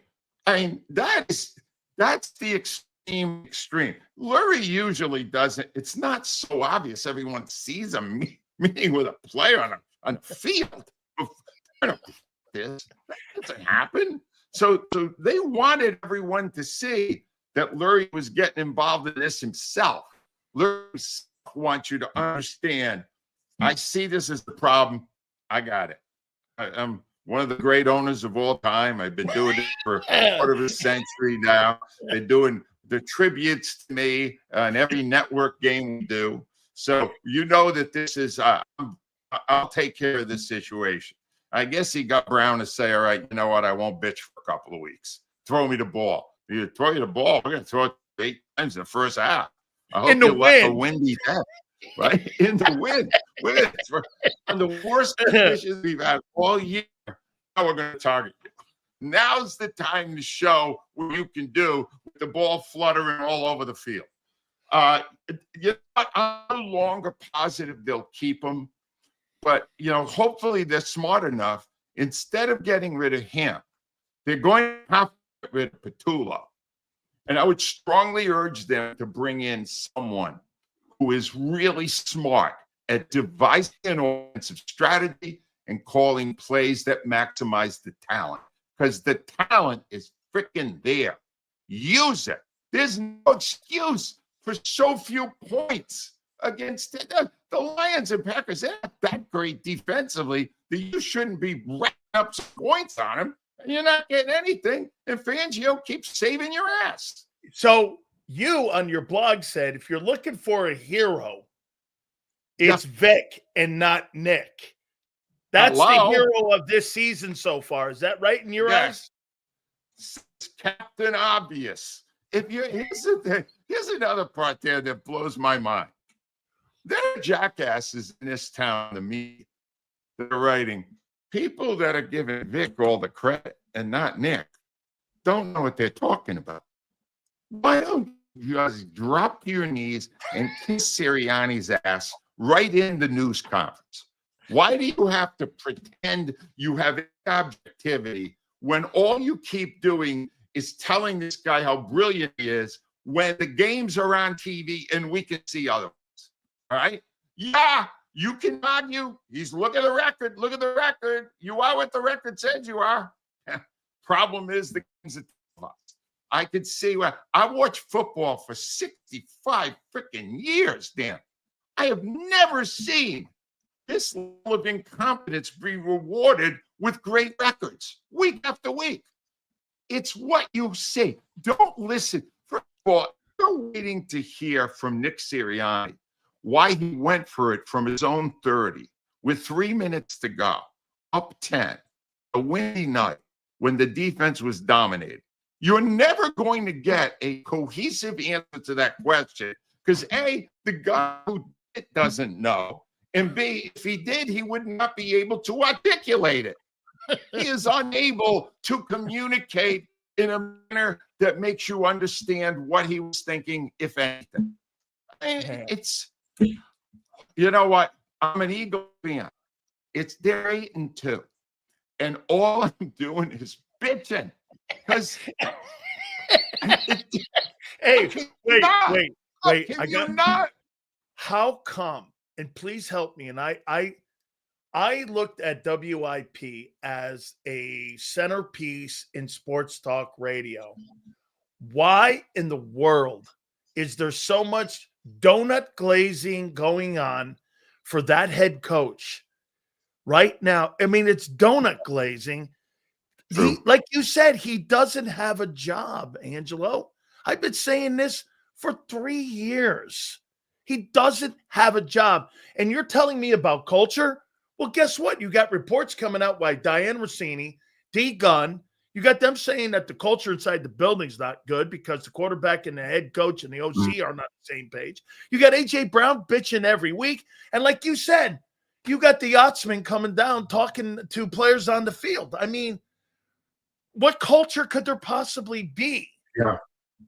And that's the only thing Sirianni supposedly does well. Remember, they're saying, well, one thing, they love playing for him. Well, even that seems disjointed this year. Look, if you're being realistic, at some point, the bottom drops. That's right. At some point, this is 2023. At some point, everything turns around and you start paying for these losses. Maybe it happens now that Lane Johnson is no longer there. That's a possibility. Or it's a possibility that Nick Sirianni stays at the table and just keeps rolling sets all the way to the end. Because I'm going to tell you one thing, Nick, Dan, there's not a team in the NFC this year that's very good. There's no great team. There's no really good team this year. Yeah, but I don't even think the Eagles are a great team. No, but if you end up with the first seed and you're playing 2 games at the link for the Super Bowl, you maybe don't have to be that great. Maybe you just need Vic Fangio to take that incredibly talented. Like I said, Howie Roseman on both sides of the ball has stacked the deck. The Eagles have the best talent in the NFL. Never mind the NFC. They have the best talent. Now, the fact is this coaching staff specifically Sirriani and Petullo, going to be able to exploit and not win another Super Bowl. It looks to me like they got as good a shot, probably the best shot of getting back to the Super Bowl. What happens? Who knows? I got one last one. You help me on this then. How come you have great coaches like Christian Parker, Bobby King, Clint Hurt on defense, and Vic Fangio? These guys are all going to potentially get coordinating jobs in the offseason, especially if the Eagles go on and cross the finish line here. And then you turn around and you got a first-year play caller, a guy who makes decisions like he does in games at the end of ball games that almost cost you games in the last 2 weeks. You've got completely incompetent guys on that side of the ball. No wonder the quarterback is on the 28th ranked offense. I mean, how come that's set up like that? If they're so smart, Angelo, why aren't they smart on the offensive side? Is it more about control on that side of the ball on how they want to approach games? Because on defense, they just look like they give Vic Fangio carte blanche. They have to. They don't know the defense. Sirianni will tell you he is not a defensive guy. He will tell you he is a CEO, but his expertise is offense. So those people on the offensive staff are Sirianni guys. You understand? People he picked out. He saw them and went, wow, that's a brilliant guy. I'm going to get him to coach the quarterback. Sorry, Stoutland, Jeff Stoutland is a very good coach, offensive line, although this year it hasn't been as effective. But, and you there, defense, those are Fangio guys or people that were already there that Fangio turned into his guys because he knows what he's doing. It's so obvious when you watch these games. Fangio knows what he's doing. The Lions tried 5 times in that game on 4th down. 5 4th down. And the week before, when Dan Campbell took over the play, he dazzled. So they went, wow, then they must have a lot of great play calls. And the play calls, Fangio knew what they were doing every time. Every time. 5 freaking times. That is great coaching. You want me to talk positive about the Eagles? I could talk for an hour about Fangio and defense and how brilliantly he's taken that talent and made it work. He lost half his starters and put back a better unit that he had that won the Super Bowl. Crazy. You want to talk about a guy who's really doing a great job? Fangio is doing a great job. Sirianni and Petullo and that crew are a pack of morons. And I'm telling you, Dan, somehow he was so good at his job that he's covered for those guys. Can he do it all year? I'm no longer making predictions. Every time I open my mouth, I look like a moron because of that horseshoe up the man's rear end. It's way up there. It's big horseshoe. Right in the old keister. I'm telling you, Dan. It's amazing. Oh, my God. Hey, Angelo, I wasn't happy. I'd be bitching today. Hey, wait a minute, Angelo. I'll tell you what, you are missed in Philly on the radio for sure. And we're so glad that I could get you here because, dude, Bob Lang and that Eagle people, they would be, you talk about horseshoes and where they are. He'd be having a stroke if I was saying this on WIP. He'd have 2 phones in his ear, calling everybody that owns WIP, get this guy off. We're 8-2. We're 8-2. I watched the game. What do you want me to do? I watched the game. Oh my God. Angelo, I love you so much, man. And I thank you. By the way, I sent a text to Rhea, and I thanked her very much for like watching the show. And she goes, "You're quite a character." And I was like this, she goes, "And that's a massive compliment. I think you're quite a character." Yeah. So I enjoy going back and forth. And I go, "Well, I enjoy listening to you." She goes, "No, you enjoy listening to the morning show." I said, "No, I didn't say that. I said, I enjoy listening to you." Do you want real, raw honesty on what's going on? We'll give it to you every time. Every time. For all the years I work with her, God bless her. She knows what's happening. AngeloCataldi.com. Make sure you guys check it out. He's got a post there right now that says, if Philadelphia is looking for a hero, he's in the name of Vic Fangio. He's the Southern Italian. He's the Sicilian, not the Northern Italian. Hey, Angelo, thank you. All Thank you so Italians today. You realize that? Both sides of the ball. Italians I know, everywhere. I get accused of going, hey, Sills, you're such an Italian lover. And, it's almost like hate on hate. And I go, well, he's like from northern Italy, from what I understand. So those guys are like Frenchmen. I'm more down to the south end, though. So I'm more. Be good, man. Hey, be good, Angelo. Thank you, my friend. Absolutely, man. Yeah. He's got a horseshoe up his ass. So I go from coach to Angelo. All right. I think that was pretty entertaining. Oh, my God. He's the luckiest guy on the planet. Holy Batista me. Oh. Yeah. Yeah, that's a gabagool right there, boy. I'll tell you. Who doesn't like gabagool? Sills is a brother. Yeah, that's what Jerome said, too. Hey, my friend, this is what Jerome said about Big Sills. Okay, so you know. So I run my 40-yard dash. I do a 4.8. Okay, I run a 4.8 at 285 pounds. Jerome comes looking over at me. He goes, there ain't one chance in hell you're white. I looked at him. I go, I'm Italian. He goes, there ain't no way you're white. White guys don't run like that big. Everyone just started laughing. I go, there ain't no way you're white, Sileo. White guys don't run that fast. And I was like, yeah. Oh, well.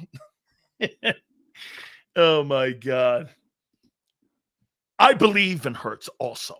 He is a leader. He will figure it out and get everyone on the same page for the rest of the year. I have a good friend. They hit the Powerball some time ago. Damn. He always wanted a race car team. So he hired all the best people to run his team. He didn't hire me, driver. Huh. Okay. Let's see. Still runs a 4.8 in his dreams only. Funny. Got that in my bio. Ran a 4.8, bench press 535 pounds. Had a 28 vertical. I mean, it's like a slam a basketball. Not a basketball, Nerf ball. Back in the day. Hey, bro, I don't say anything that can't be documented. Hey, you doing? Especially when it comes to Big Sill back in the day. There wasn't anybody stronger. I think I squatted 900 pounds, too. Crazy, huh? Hey, you doing? Sileo is a Paisan. He ain't white. How you doing? That's a completely true statement. Whew. I love this team. I got an epiphany. Xander had an epiphany. Here, I'm going to give you an Xander Krause epiphany. Watch this epiphany by Xander Krause. Shit. You know what? I have to come to the conclusion we suck on offense. You know? So we're going to win the Super Bowl this way. We're just going to win with the worst offense in pro football. Okay? That's what we're going to do. Damn, Barb, I feel for you, man. Coach called you a dude, but you're all right with my eyes, I think. Dan, I wish you never got sick. You were a good player. Thank you, man. Hey, sometimes things, they were meant to be. I got it. Have Angelo on more often. He's the best. No. He's got a rule for me. I can only get him on every other week because he's retired. He said he's tired. And a hit like that becomes tiring for him, especially when you drop a horseshoe up Nick's ass. That has to be a soundbite. I'm hoping that turns into one. You think Vic will leave? Hell no. Why would he leave? He's got an organization that gives him everything he wants. Okay? Why would he leave? Yeah, no, she can't come on because WIP told her she can't come on my program. They're not allowed on my program. Why, I don't know. I love Angelo and Farzy, too. I like Farzetta, too. I'm good with him.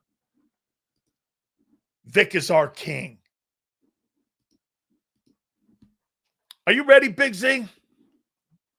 All right. So we're going to do our top 10 teams. Also, I want to get his thoughts on what's going around the airwaves in Philadelphia when it comes to Derek Gunn's comments and everything there with that. Also, coach's comments on Jalen Hurts. Angelo Cataldi's comments on Jalen Hurts and Nick. So without further ado, plus our top 10 quarterbacks and top 10 NFL teams. From Birds 365, what a week. And by the way, it's Cowboy week. How about Dak last night? Damn. Shows you only played the Raiders. I know. Didn't Hurts have a perfect outing against the shitty Giants?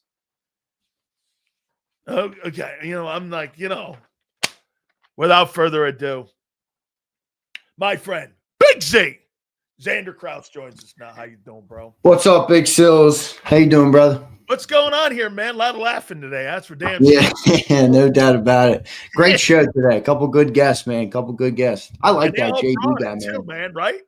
What's that? They all brought it too. Absolutely. I like that. I like that, Coach Jason Brown, man. I just like people who have a take, have a take, back it up. It's his opinion. He states it loud and proud, and he lives with the pushback. I respect it. Absolutely. Impact of Lane Johnson not being on the football team potentially the rest of the year, and I agreed with what you said this morning. I think it's optimistic to think he's back for the regular season. I'm thinking you want to get that bye more so now with home field advantage so that you can get him another week and to hopefully and potentially get him back for a divisional round game. The impact that you think, let's get it to 200. Yeah, that's right, guys. Let's get the likes to 200, please. The impact you think he has on the football team moving forward. Whenever you lose a player of that caliber, it's obviously an impact. I think it'd be a bigger impact if this team was winning a different way. If you look at the team right now, for example, if Lane Johnson went down at this time in the 2024 season, I think this would be a much bigger deal.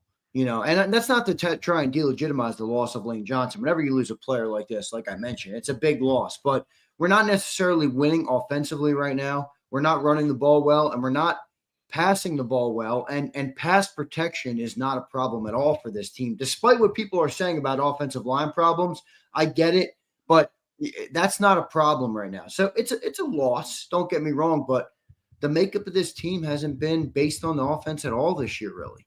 You know what I mean? So how can you say it's going to really throw things off? Now, again, that's not the delegitimize the loss of Lane. It's a massive loss. But I think the bigger thing there is they were finally able to run the ball with that big Fred package that they were using with the sixth offensive lineman. Now you move Fred to the right tackle. Who comes in for that bit, that package? And the other thing is, because I was thinking about this, and I was actually rewatching the game last night. Has Saquon lost a step? Potentially he has. But 5 guys are never going to be able to block 8 guys. No. Ever.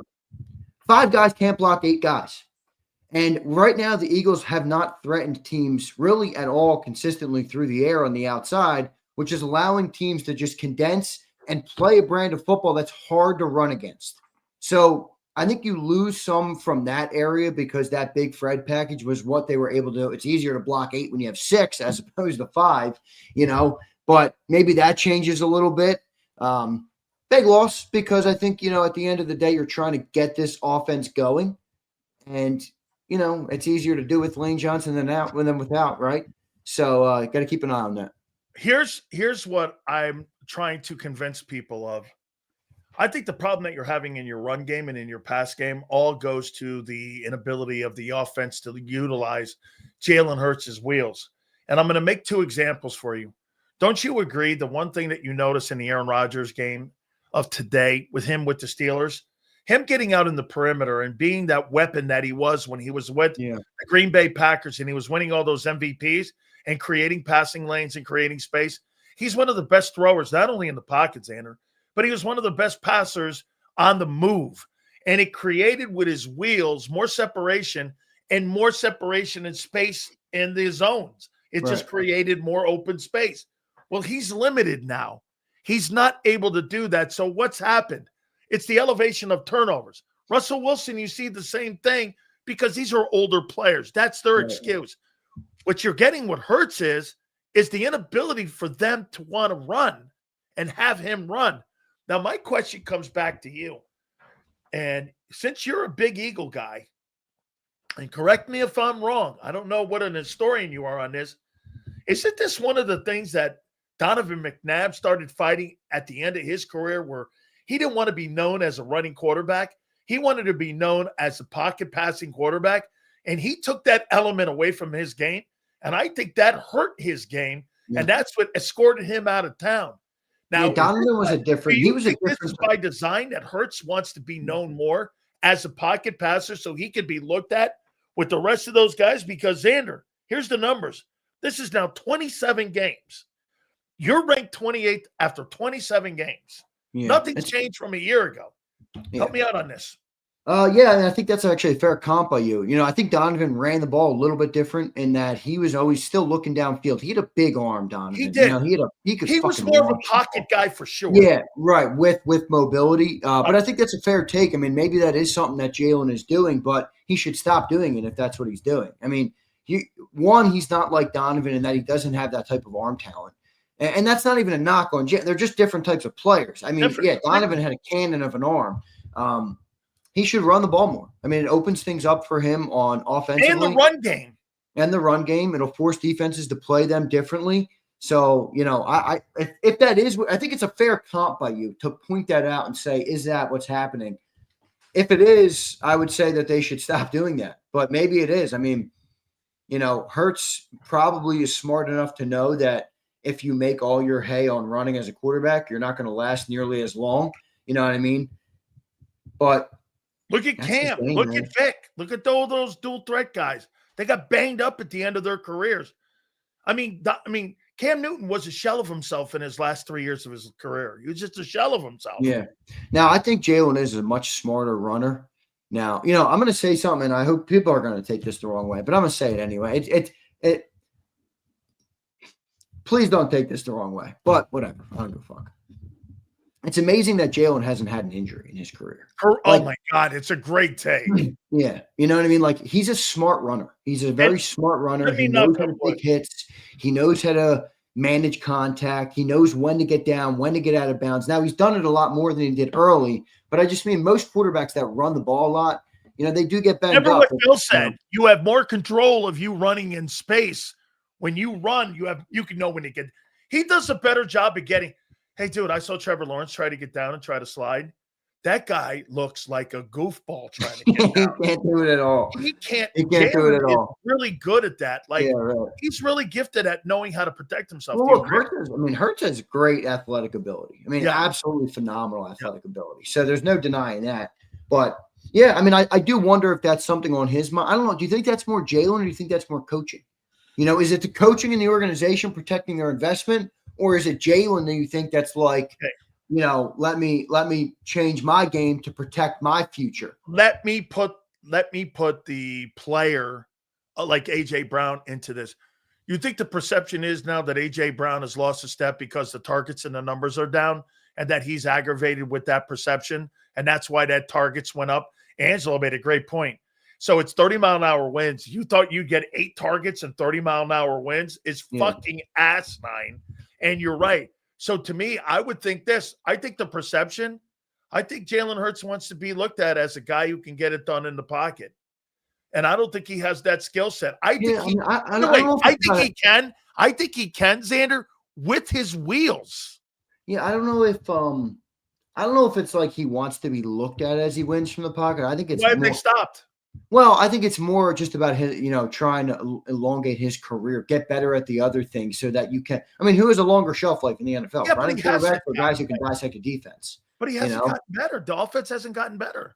Well, they've taken a lot of. I mean, that's what I was asking to Prince. I don't know if you're still in here. I was trying to ask a basic question to Prince. I think he misunderstood me, which is fine. But the one thing I asked was, and I'm gonna pose this to all Eagles fans out there, and I'm not trying to bash. It's a question.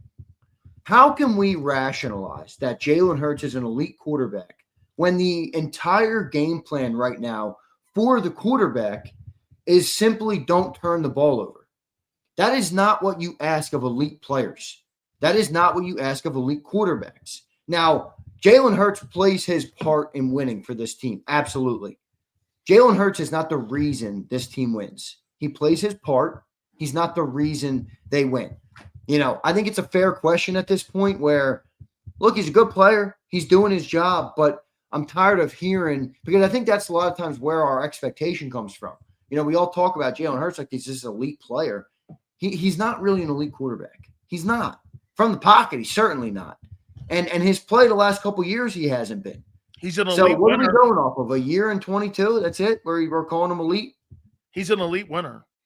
He's an elite winner, no doubt about it. How much of that has to do with, the team around him? A lot. Now, I'd say, how about this? I'd say 75% of that has a lot to do with where he is in the building now. I think the ability for him not to turn the ball over. And get this, I think one of the most important things that's not really talked about a lot is his lack of bitching about it. Can you imagine going to Josh Allen or Joe Burrow going, hey, we don't want you to really throw the ball or do any kind of thing here. You would never do that. You would never go to those guys. It doesn't matter how good their roster is. Dak and ask them to do that. It doesn't matter how good their roster is either. They would never do that. That's why it doesn't make sense. I mean, again, I'm not even asking that to try and have like a gotcha of like Jalen's not elite. That's not my point. My point is just I don't understand how this can be the game plan, and we can all sit back and say, hey, this is an elite quarterback. Let him free. Let him take the straitjacket off. I don't know. The two coaches, Kevin Patullo, for all the knocks on Kevin Patullo, this guy's been in the NFL for 16 years, Sileo. Now, it's his first year as an offensive coordinator. I'm not about to sit here I and didn't say know that. 16 years he's been a coach in the National Football. I get it. Quality control. It's not all top gigs. You guys don't think this guy knows how to draw a crossing route? Really? You don't think he knows how to draw route concepts for wide receivers? He may know how to draw one up. I don't know if he knows how to call one in a game. Dude, that's all built in. That's pre-installed in the game plan. It's just calling it on the sheet on the fucking game on Sunday. Yeah. Now maybe there's a lack of feel for it. That's what I'm just saying. Yeah. It's not even in their I don't offense, think Vic goes by a sheet. It's not in their offense, though. Like, it's not. That's what I mean, where it's like, is it Nick that's risk averse and that's what the offense, or is Nick risk averse why is Nick risk averse? Is it because of the quarterback, or is it solely because he thinks that's the best way to win? In other words, if he had a different quarterback, would he be this risk averse? I don't think so. It's a hard conversation. There's a lot of context to it with this Eagles team, but I still remain where I was yesterday, dude, that we're a defensive football team. I feel so damn confident in this defense because you hold the Packers and the Lions to 16 collective points. You're getting better each week. Much different than the offense, who's had up moments, down moments, and has kind of been a seesaw throughout the year. The defense has slowly stacked and gotten a little bit better each week. First 4 weeks, they didn't look close to elite. They looked like they had pieces. They didn't look close to elite. Following 4 weeks, they got a little bit better, a little bit more consistent, made things a little bit harder. Last 2 weeks out of the bye week, 2 dominant performances, the addition of Nakobe Dean and Jalen Phil. Like, they're stacking. They're getting better. That train's on its way up as opposed to the seesaw offense. You've succumbed to this. Let the defense eat. Let the defense continue to win games. Offense, do me a favor. Don't screw the game up. Well, yeah. If you turn the ball over, then you're adding possession. That's what you're saying. Don't screw the game up. And that's what brings me back to my point of how is this a game plan for a team that has an elite quarterback with elite playmakers everywhere. Not like you have Josh Allen with no playmakers and you're like, hey. You're paying $200 million for a reason, dude. Like, dude, it would almost make more sense if the Bills said this to Josh. Like, because they don't have the playmaker. So it's like, yo, just don't turn it over because you're going to limit the opponent's chances. We won't need to score as many points that way. And then we can play a different brand of football. With this many playmakers, it's like, why are we letting everybody else dictate how we fucking play? Go out there and impose your will. Because the offense can impose its will. I agree. And James, you're right, because it's 40-2. They're 40-2 when they win the turnover differential. That stat is fucking amazing. So the mentality right now in Philadelphia is, hey, the defense is getting better, and it's getting better and better. By the way, like I pointed out these numbers, right now they're 17th in total. Me, they're playing top 5. When I look at the offensive numbers, they're 25th in total. You're 28th in passing. You're 17th in rushing. And you're 28th in third down. That's who you are. I think the Eagle defense, when it says 17th there, these numbers are all trending up. You know the two most important numbers that tell you they're trending up? Scoring defense, they're 8th, and red zone, they're 3rd. That means you can get some yards inside the 20s on them. But when you get into the red zone, Xander, you're not going to put points up, and they're going to make you turn the ball over inside the red zone. That's how you win. That's championship football, dude. Yeah. That and the other numbers are going to come. Yeah, I agree. They're coming right now, okay? I mean, but the offense is just not. Hey, do you think Jalen Hurts, who has the lack of trust? I guess, how do you ask this question? Who has the least amount of trust for one another? Hurts for the coaches or the coaches for Hurts? I think it's a two-way street. I think neither of them trust each other. I think who I think is most. I think that's the right answer. You know who I think is most on the same page in all this, which is weird. AJ Brown. Wait a second. Leave AJ out. Keep the same members that you just brought up. Okay. I think Jalen and Nick are more on the same page that people think, just in that they're focused on the wins. I think you have Kevin Patullo, who obviously, as an offensive coordinator, has offensive goals. Do you think AJ and KP are on the same page? Right. And Hurts and Nick are on the same page?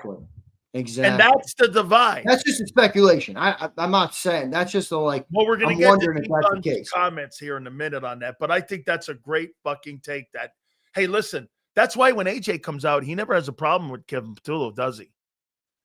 There's innuendos by Hurts with Kevin and Nick. Well, people got to remember this too. Like, if you go over on social media, or if you look in really any Eagles earth, or you look on any Eagle website, or you search the web, or you look at even national media, like, I want everybody to take their fandom glasses off for a second and just think these are individuals, not only players, but coaches.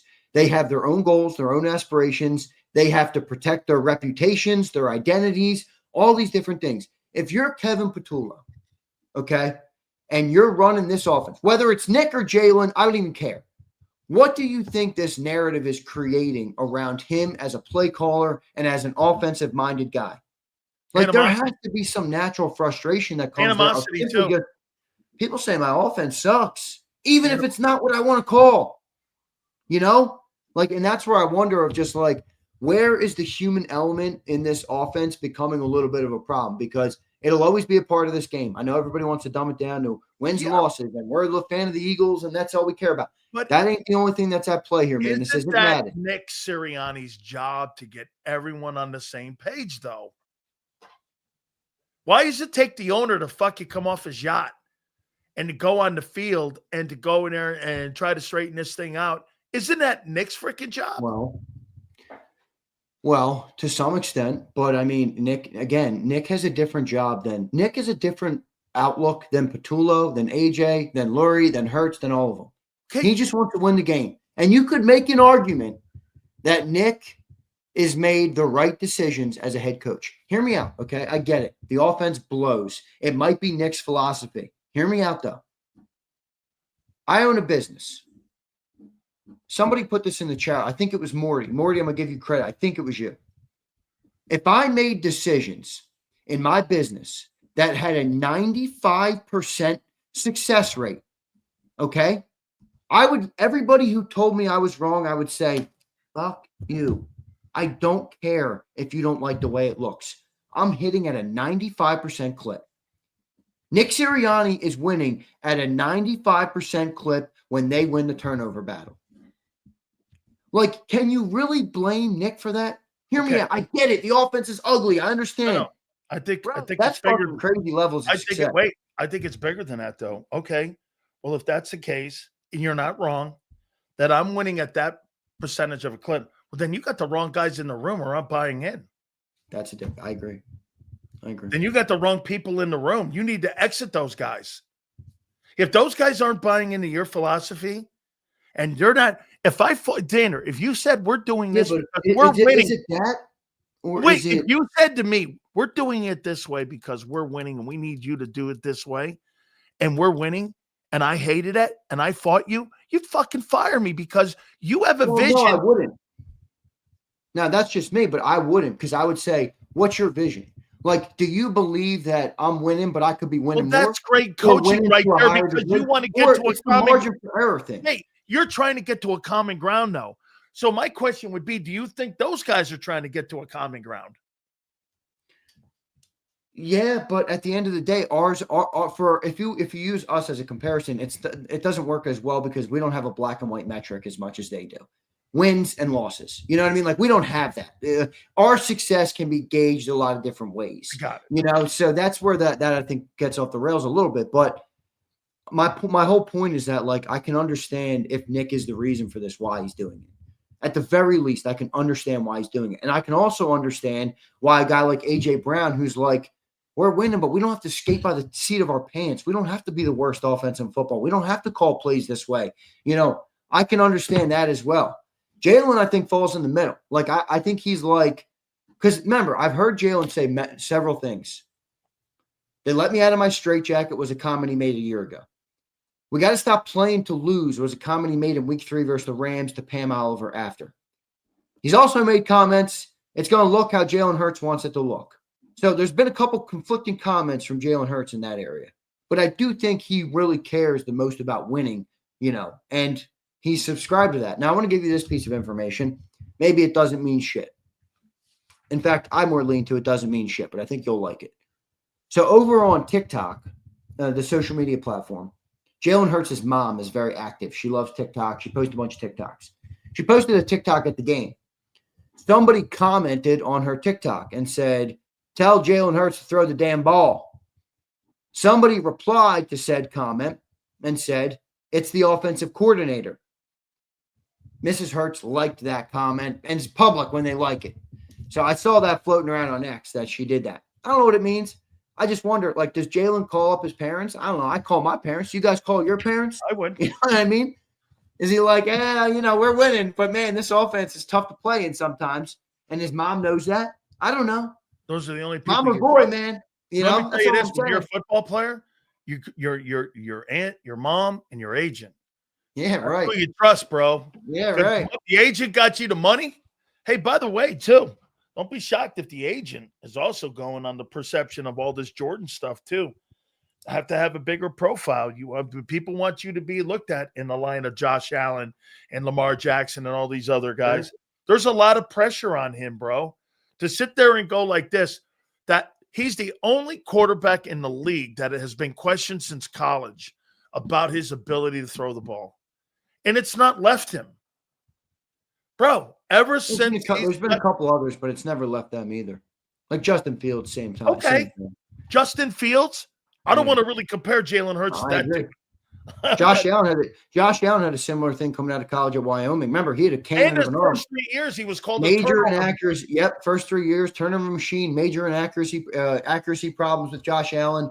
Yep. So, you know, this is why I like listening to Coach Jason Brown. And I get it. Some people don't like it because all they hear is that he's not a big Jalen Hurts guy. But if you listen to what he's actually explaining about the game of football, he's spot on. Like even Josh Allen, as talented as he is, he's not learning the game like these other guys are, or they did in the past. None of those guys throw on time. Yeah, none of them. You know, that was such a good comment by him about the off-schedule shit. Dude, that's so true. Like we do not have an on-schedule ever. We never have an on-schedule offense. You want to know why AJ Brown's upset? That's why. Isn't that crazy when he said this? He goes, most of the big plays he makes is off-schedule stuff. Yeah. It's nothing sitting back, drop back, throw it. And it's like you never see him drop back, boom. It's all of a sudden it's a big-time play. And I also think that brings me to another good point. The off-script stuff brings you to another good point. That's not how offensive coaches think. So for all the people mad at Patullo, Jalen is a rare player. He's a very interesting player in that he wins at the clip he does. He makes tremendous plays when the play breaks down. Does a lot of things well. Adds a lot to a game that you can't account for. When you're an offensive coach, that is fucking brutal because you can't manage that. Like, think about this. Ben Johnson got asked a question the other day. Why don't you get your receivers more 50-50 balls? And he says, with all due respect, I don't look for 50-50 balls, okay? I scheme guys open. I try and scheme an on-schedule offense where guys are going to be able to exploit defenses and get the ball. 50-50 balls are when shit breaks down and you find the single coverage and you throw it up to your guy. Like that's how offensive coaches think, though, is my point. Who can I scheme open and get him the ball on time, on target? Timing offense. Jalen doesn't run a timing offense at all. That's tough to live with as an offensive coordinator. That's not to say I'm bailing out Patullo or that Jalen's not right sometimes. Well, but it is something to keep in mind when you're thinking about the offensive coordinator and how he calls plays for a quarterback that makes 80% of his plays off schedule. Let me add this to the mix, too. When you're talking about consistency and you're talking about continuity, Elliott Shore-Parks just put this up, and I want to give him credit for it. The Eagles are 15th in pre-snap penalties with 26. 5 teams with the fewest pre-snap penalties. The stuff that you see when you're trying to set the line, you're trying to find protections, you're trying to find your pre-snap target are Seattle, Rams, Colts, Bills, and Bucks, all Super Bowl contending football teams. The Eagles are 15th right now in pre-snap penalties. You add the pre-snap penalties, the off-script stuff, the inconsistency of the run game and the passing game. Yeah, I mean, dude, that's like you're all over the place right now. Dude, that's an impossible. Would we not agree? Would we not agree? This is the worst offensive attack since the Eagles have had the Nick Sirianni era. It's just fucking all over the place, dude. Yep. And I mean, if you put all those factors together, I mean, anybody that thinks Patullo has an easy job. And then you add the 3 and outs where you're 28th. Well, that's where they really start to fuck up, is when they get behind the sticks. First down run play doesn't work, pre-snap penalty. Those things have really killed this offense. I mean, this offense has not been able to make up for when they get, off track in terms of that. So when they get one minus play, Xander, right? You notice this, when they have a minus play or almost even an incomplete pass, that's a death nail in that drive. Yeah. Right? Yeah. I mean, it's challenging. This offense, there's so much context to this offense, man. I mean, it's interesting, but part of me understands a little bit more and more each day where Nick is coming from. Where it's like, dude, you got to think about all the variables we just talked about. Off-schedule offense, a lot of backyard stuff, a lot of when the play breaks down, a lot of playmaking. It's great. It's not something you can game plan around. Coordinator who's maybe struggling with feel for the game, struggling with some of the other stuff. Like, if you're Nick and you're like, defense is coming alive, all right, if they just don't turn it over and I play the statistical game, if I limit their possessions and we get stops and we score at a 75% clip when we're in the red zone, even if we're talented enough to win. Right. I think that is such a slim margin. It's dude, there's no denying that. Even Nick would admit that. It is such a slim margin. But they've showed the ability to come out on top in all these games that are tight. And the resume speaks to that.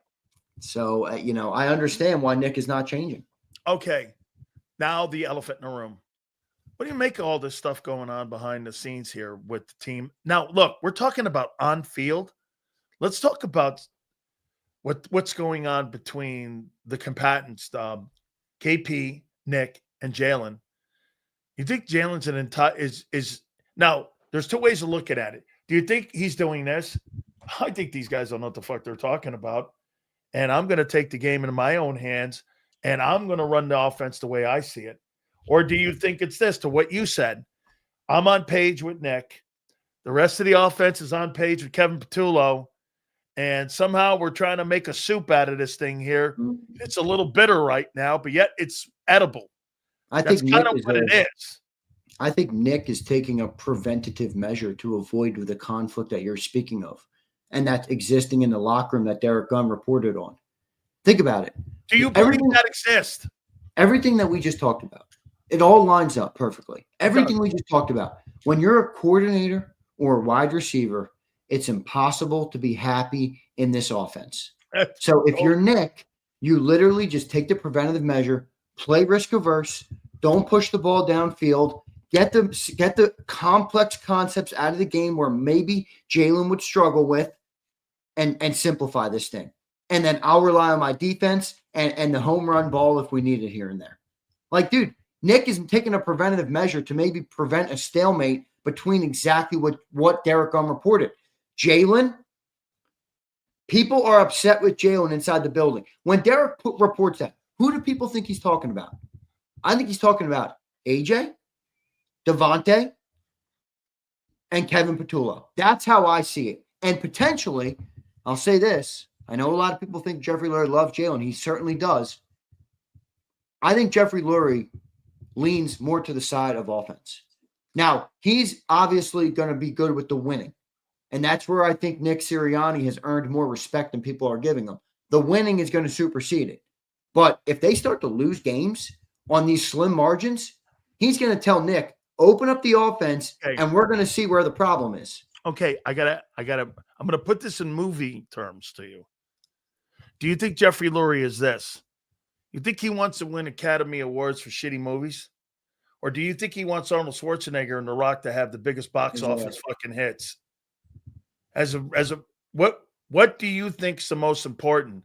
To have the most successful team or the most acclaimed team? Well, you bring up an interesting point here, and I subtly brought it up this morning.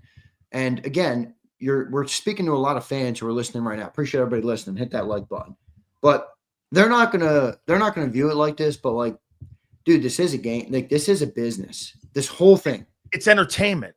It's entertainment. One, we're talking about $100 million per game networks are paying the NFL. You're talking about billions of dollars worth of entities right now. Hundreds of millions of dollars on player contracts. I mean, this thing is a massive. Bro, it's $4 million for a 30-second commercial spot per game. Yeah. Well, my whole point with it is like, I get winning, but like there is a little bit more that goes into the pie than like just win. You can't just simplify. Look at the Cowboys, for instance, Xander. The last 30 years, they've had no success, and yet people have them as one of the most watched TV shows. That's a business. Exactly. Okay? That's a business there. And by the way, that dude in Dallas, by the way, let me just do this real quick. A big resounding fuck you to everybody in the chat who tried to rip me for saying Dak Prescott was having a good year. Go turn on the Vic Fangio press conference today, everybody. Go turn it on. Dak Prescott's playing like one of the best quarterbacks in the NFL. You don't got to listen to me.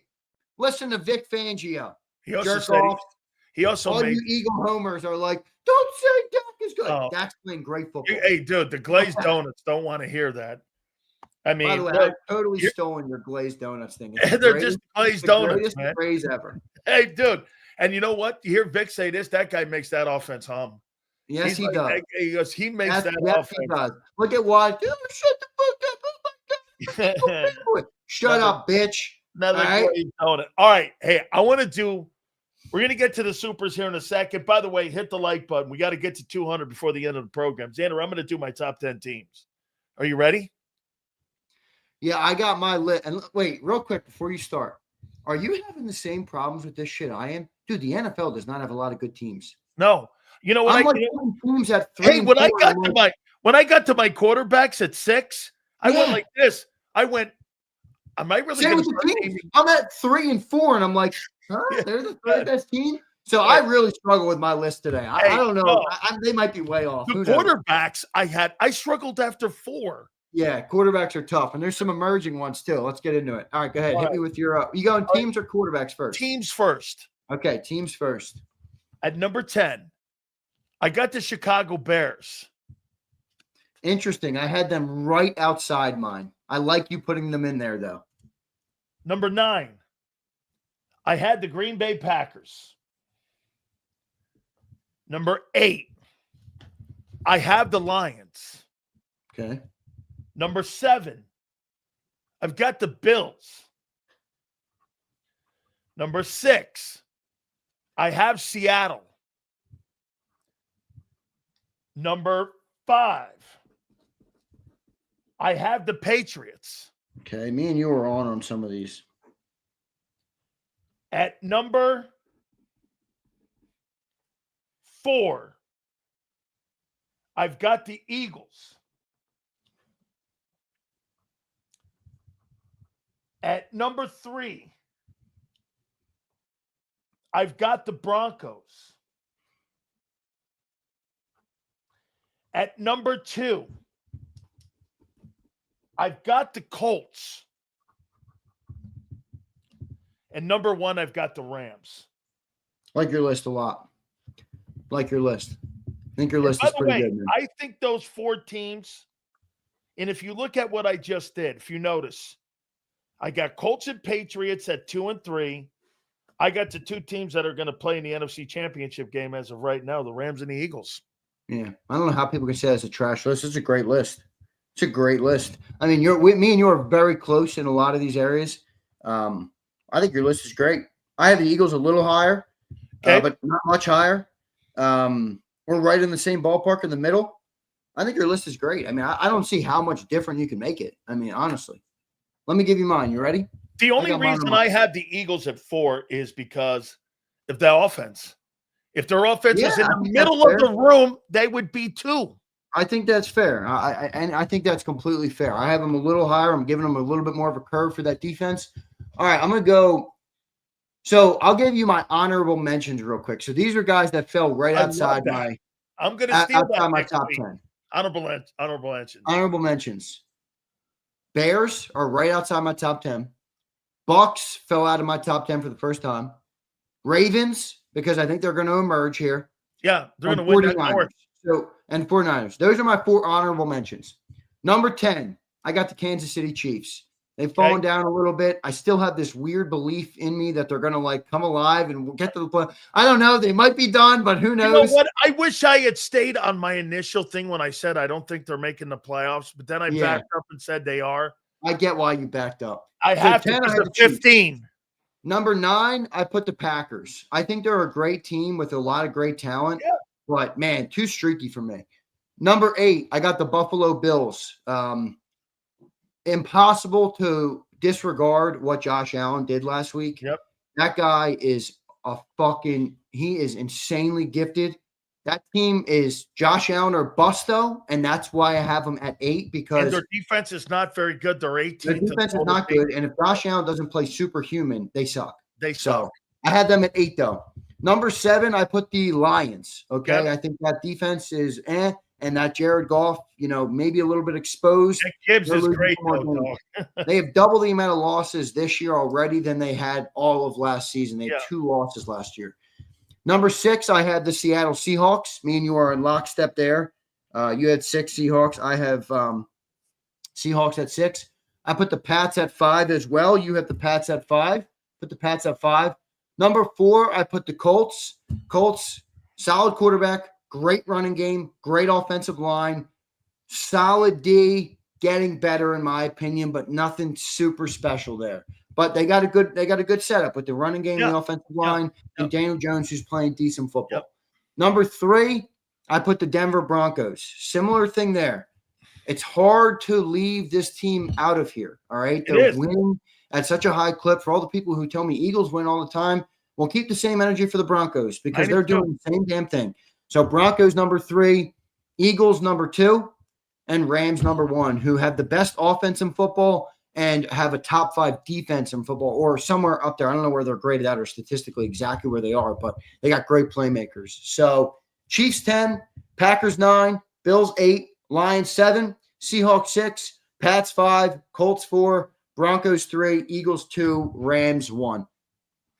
Rams right now have the 12th ranked defense in the NFL.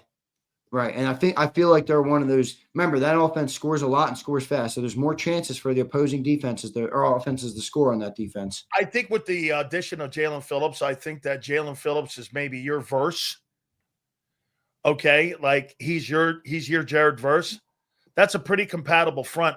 I think they have the perimeter guys. I think you have the interior guys, but Phillips might be the guy who changes the room. We'll see what happens here. All right. Here's my quarterbacks. I love your list too, by the way.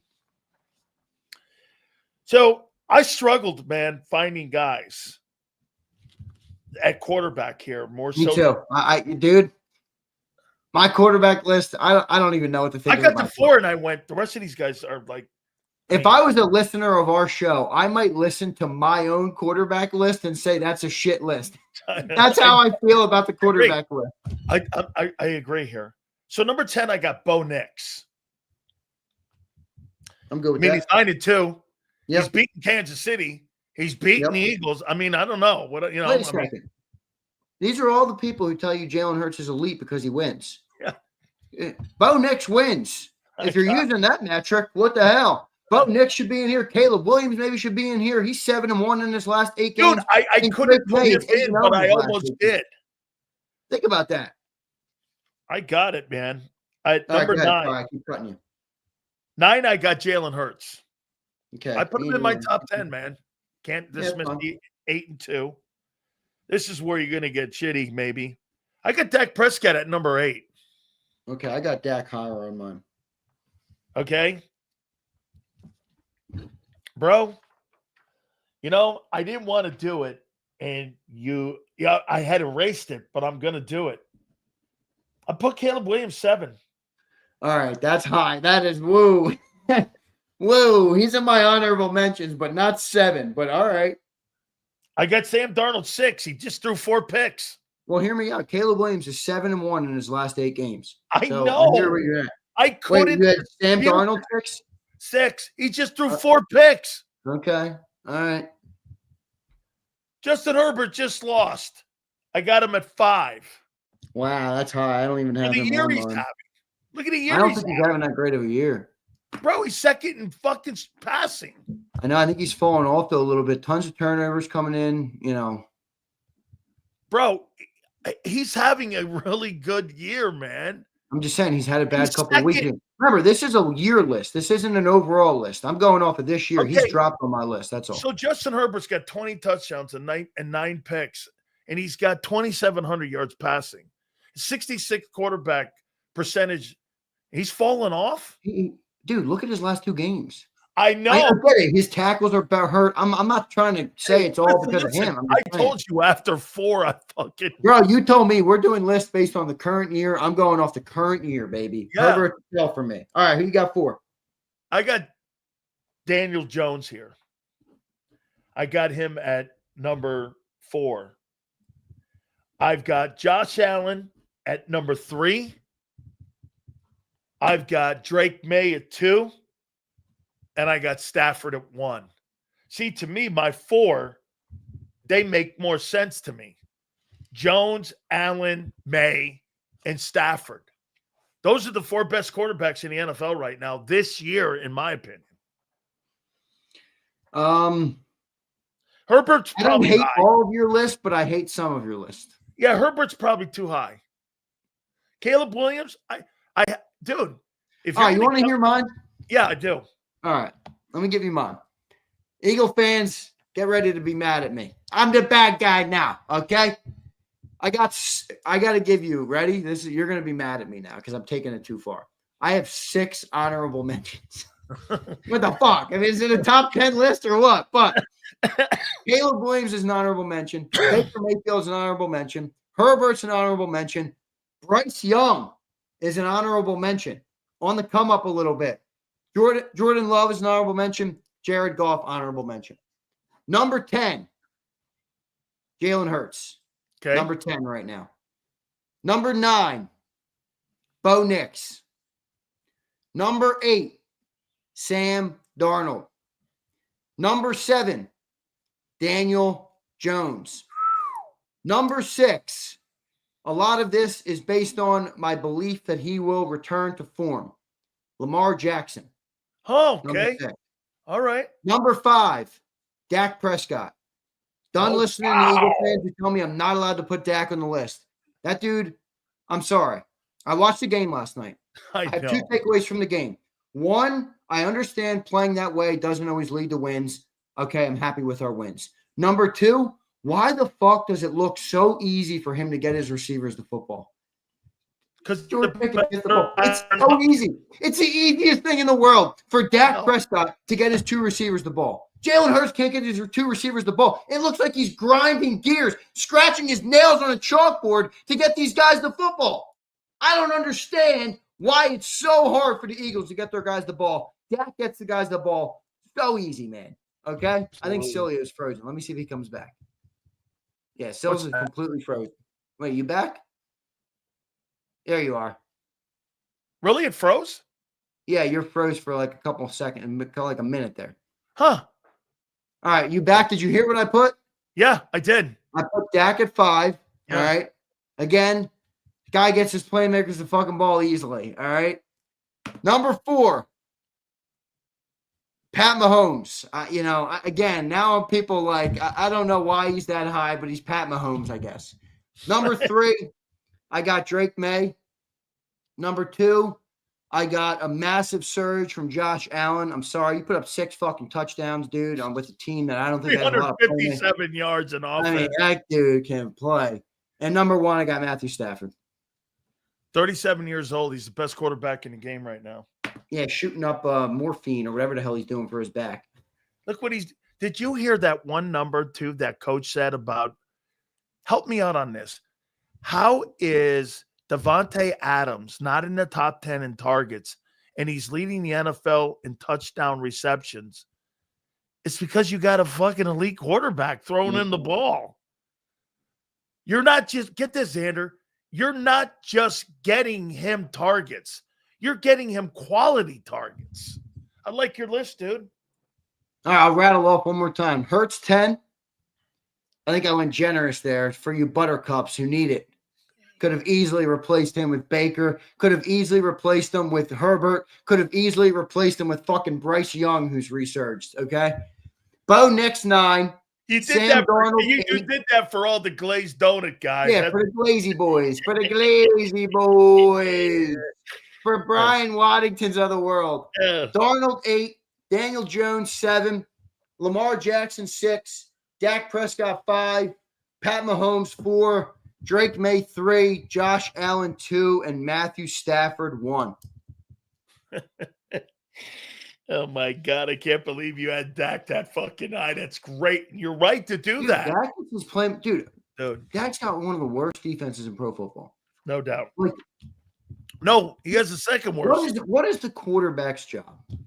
What is the textbook definition of a quarterback's job for a football team? You're the distributor of the football. You touch the play every single play on offense. That's right. That guy gets his playmakers the football. Again, you were frozen. I don't know if you heard me. I did. Jalen trying to get his playmakers the ball. It's like nails on a chalkboard. It feels like it's the hardest thing in the world. We're calling for a new offensive coordinator to try and get a pass to A.J. Brown. Dak comes out. He's like, do. Hey, listen, let's do me a favor here so we can get to the supers here. Let me do a 30-second spot for Morgan & Morgan because I haven't taken a commercial yet. Oh, shit. It's 5:50. Let me do it. Let me do a 30. That late. Damn. I didn't even know. I forgot. Let me do one here. All right, folks. My friends at Morgan & Morgan, the #1 injury law firm in all of America for a reason, and that is because they win. They are the #1 injury law firm for that simple reason is because they defend families like you coast to coast with their thousands of attorneys. No matter what it is, if you're ever injured on the job, please do me a favor. Go to forthepeople.com/big sales or pound law 529. That's forthepeople.com/big sales or pound law 529 and do me a favor. You tell them Big Sales sent you. There's a reason Detective Johnson is the gossip king. Oh, did you hear? Jackie and Tom are getting a divorce? Sad. Well, I heard that Ashley Had work done on her face? Yeah, oof. Just like there's a reason Morgan & Morgan is America's largest injury law firm. Injured? With over $25 billion recovered for our clients, there's a reason to go big. Bathroom? Okay. Morgan & Morgan, America's largest injury law firm. Oh, okay. A lot of fun today, man. I think that's what we've been kind of crawling up on today. Let's do these supers, dude. Yeah, let's do them. I knew putting Dak on there was going to get the people going. They're going to get the people going. Ah! Dak, getting that ball out, folks. Here's Steve-O. What's up, Steve-O? Rookie offensive play caller to me is a no-brainer. Unleash 22 Hertz. Steve-O, is he in there still, you think? A long time ago, man. 3 seasons in the NFL is like remember, Jair Alexander was an all-pro in 22. Dude, 22 was a long time ago, man. That's a century ago. Long time ago in football world. It's a long time. No doubt. Here's Steve-O again. Steve-O, thank you, man. Appreciate you as always. They're going to be forced to release 22 Hertz. Then I know we'll be straight. The offense will finally be better They're Release not going man's to, unleash though, it. dude. It'll probably be a Lurie call. They're not going to do that. As long as they continue to win, Xander's right. They're not going to do that. If I hear risk averse again, I'm going to cut my throat. I'm sick of that risk averse comment. John has two things he coined this year: risk averse and Timu. Everybody's talking about risk averse too. I hear it on IP now. Everywhere. John's been on a heater this year, dude. Yes. Aloof. Remember, this Derek Gunn report, John talked about this on Birds 365 2 months ago. And people got so mad at him. And now I know why the Eagles called up John immediately when I posted that video. Immediately they called him. Literally same day when he said aloof. What a bunch of balls that is to I'm call just a saying they're person that works for someone else. They're sensitive about that. Man, that really takes a lot of stones. Yeah, which maybe is why they're so upset here. Everybody's so upset about this Derek Gunn thing. Everybody's uptight, you know. And sometimes when there's that much pressure on something, I love it. Even people who deny, they know there's something there. I Where there's love smoke, there's fire. Oh, you God. know. I love this, man. Here's Christopher. How do they have to accept this offense is dog shit? And Jalen Lovers, he's a big part of that. Have to shed money on the O and spend money on the D moving forward. I think that's what they're going to do. I think that's what they're going to go to. I think AJ's gone at the end of the season. He'll be gone by March, in my opinion. Man, would I love to give Jeffrey Lurie like a truth serum and just have him in a room and just say, "Yeah, what do you think? What's your mind on this team?" As long as they win, we're going to do this. Once they start losing, we're changing things. That's what remember, I think. You brought it up earlier in this segment. He's a movie guy, man. He's an offensive. Oh, just saying. It's a movie guy. Yeah. All right, here we go. Here's JD3. What up, JD? Appreciate you, my man. One day, everyone will look back and realize Jalen Hurts handicapped Nick Sirianni's offense. It may happen sooner than we think. People are noticing. Well, his offense didn't stink with Phillip Rivers. That's for damn sure. Dude, Phillip Rivers had one of his best. What did Frank Reich say about you? You guys like Frank Reich? Are you guys Frank Reich fans? You guys value Frank Reich's opinion and his word? Won a Super Bowl. Okay, well, go listen to what he said about Nick Sirianni on this fucking show, right on this channel. By the way, the two times that Phillip Rivers had his best years is when Nick was the offensive coach, when he was the quarterback coach with Frank Reich, who was the OC, and when Rivers was in Indianapolis with Frank. Yep, correct. And Nick was the best OC. years ever. And Nick was there. All right, here we go. Tyler Kilgore, is Hurts done growing? Can a B plus OC help? KP is minus F. Yeah, what do you put Kellen Moore? He was the author of two of the best passing games in football, 2 years in a row. I would put it this way. You're going to continue to have Hurts not develop as long as you have that attitude on how you're going to approach winning games. He's never going to grow. How can he grow? They're telling him, hey, do me a favor. Don't turn the ball over. Don't throw it across the middle of the field and only throw 5-yard outs and improvise. Bro, that's not how you develop a quarterback in today's NFL. Coach even said that. Walk out. I think you might have got this. Angelo's absolutely can't miss. Thanks for giving him the platform. Best Bill K. Thank you, Bill. I appreciate it, man. Angelo was funny today. I've never seen a guy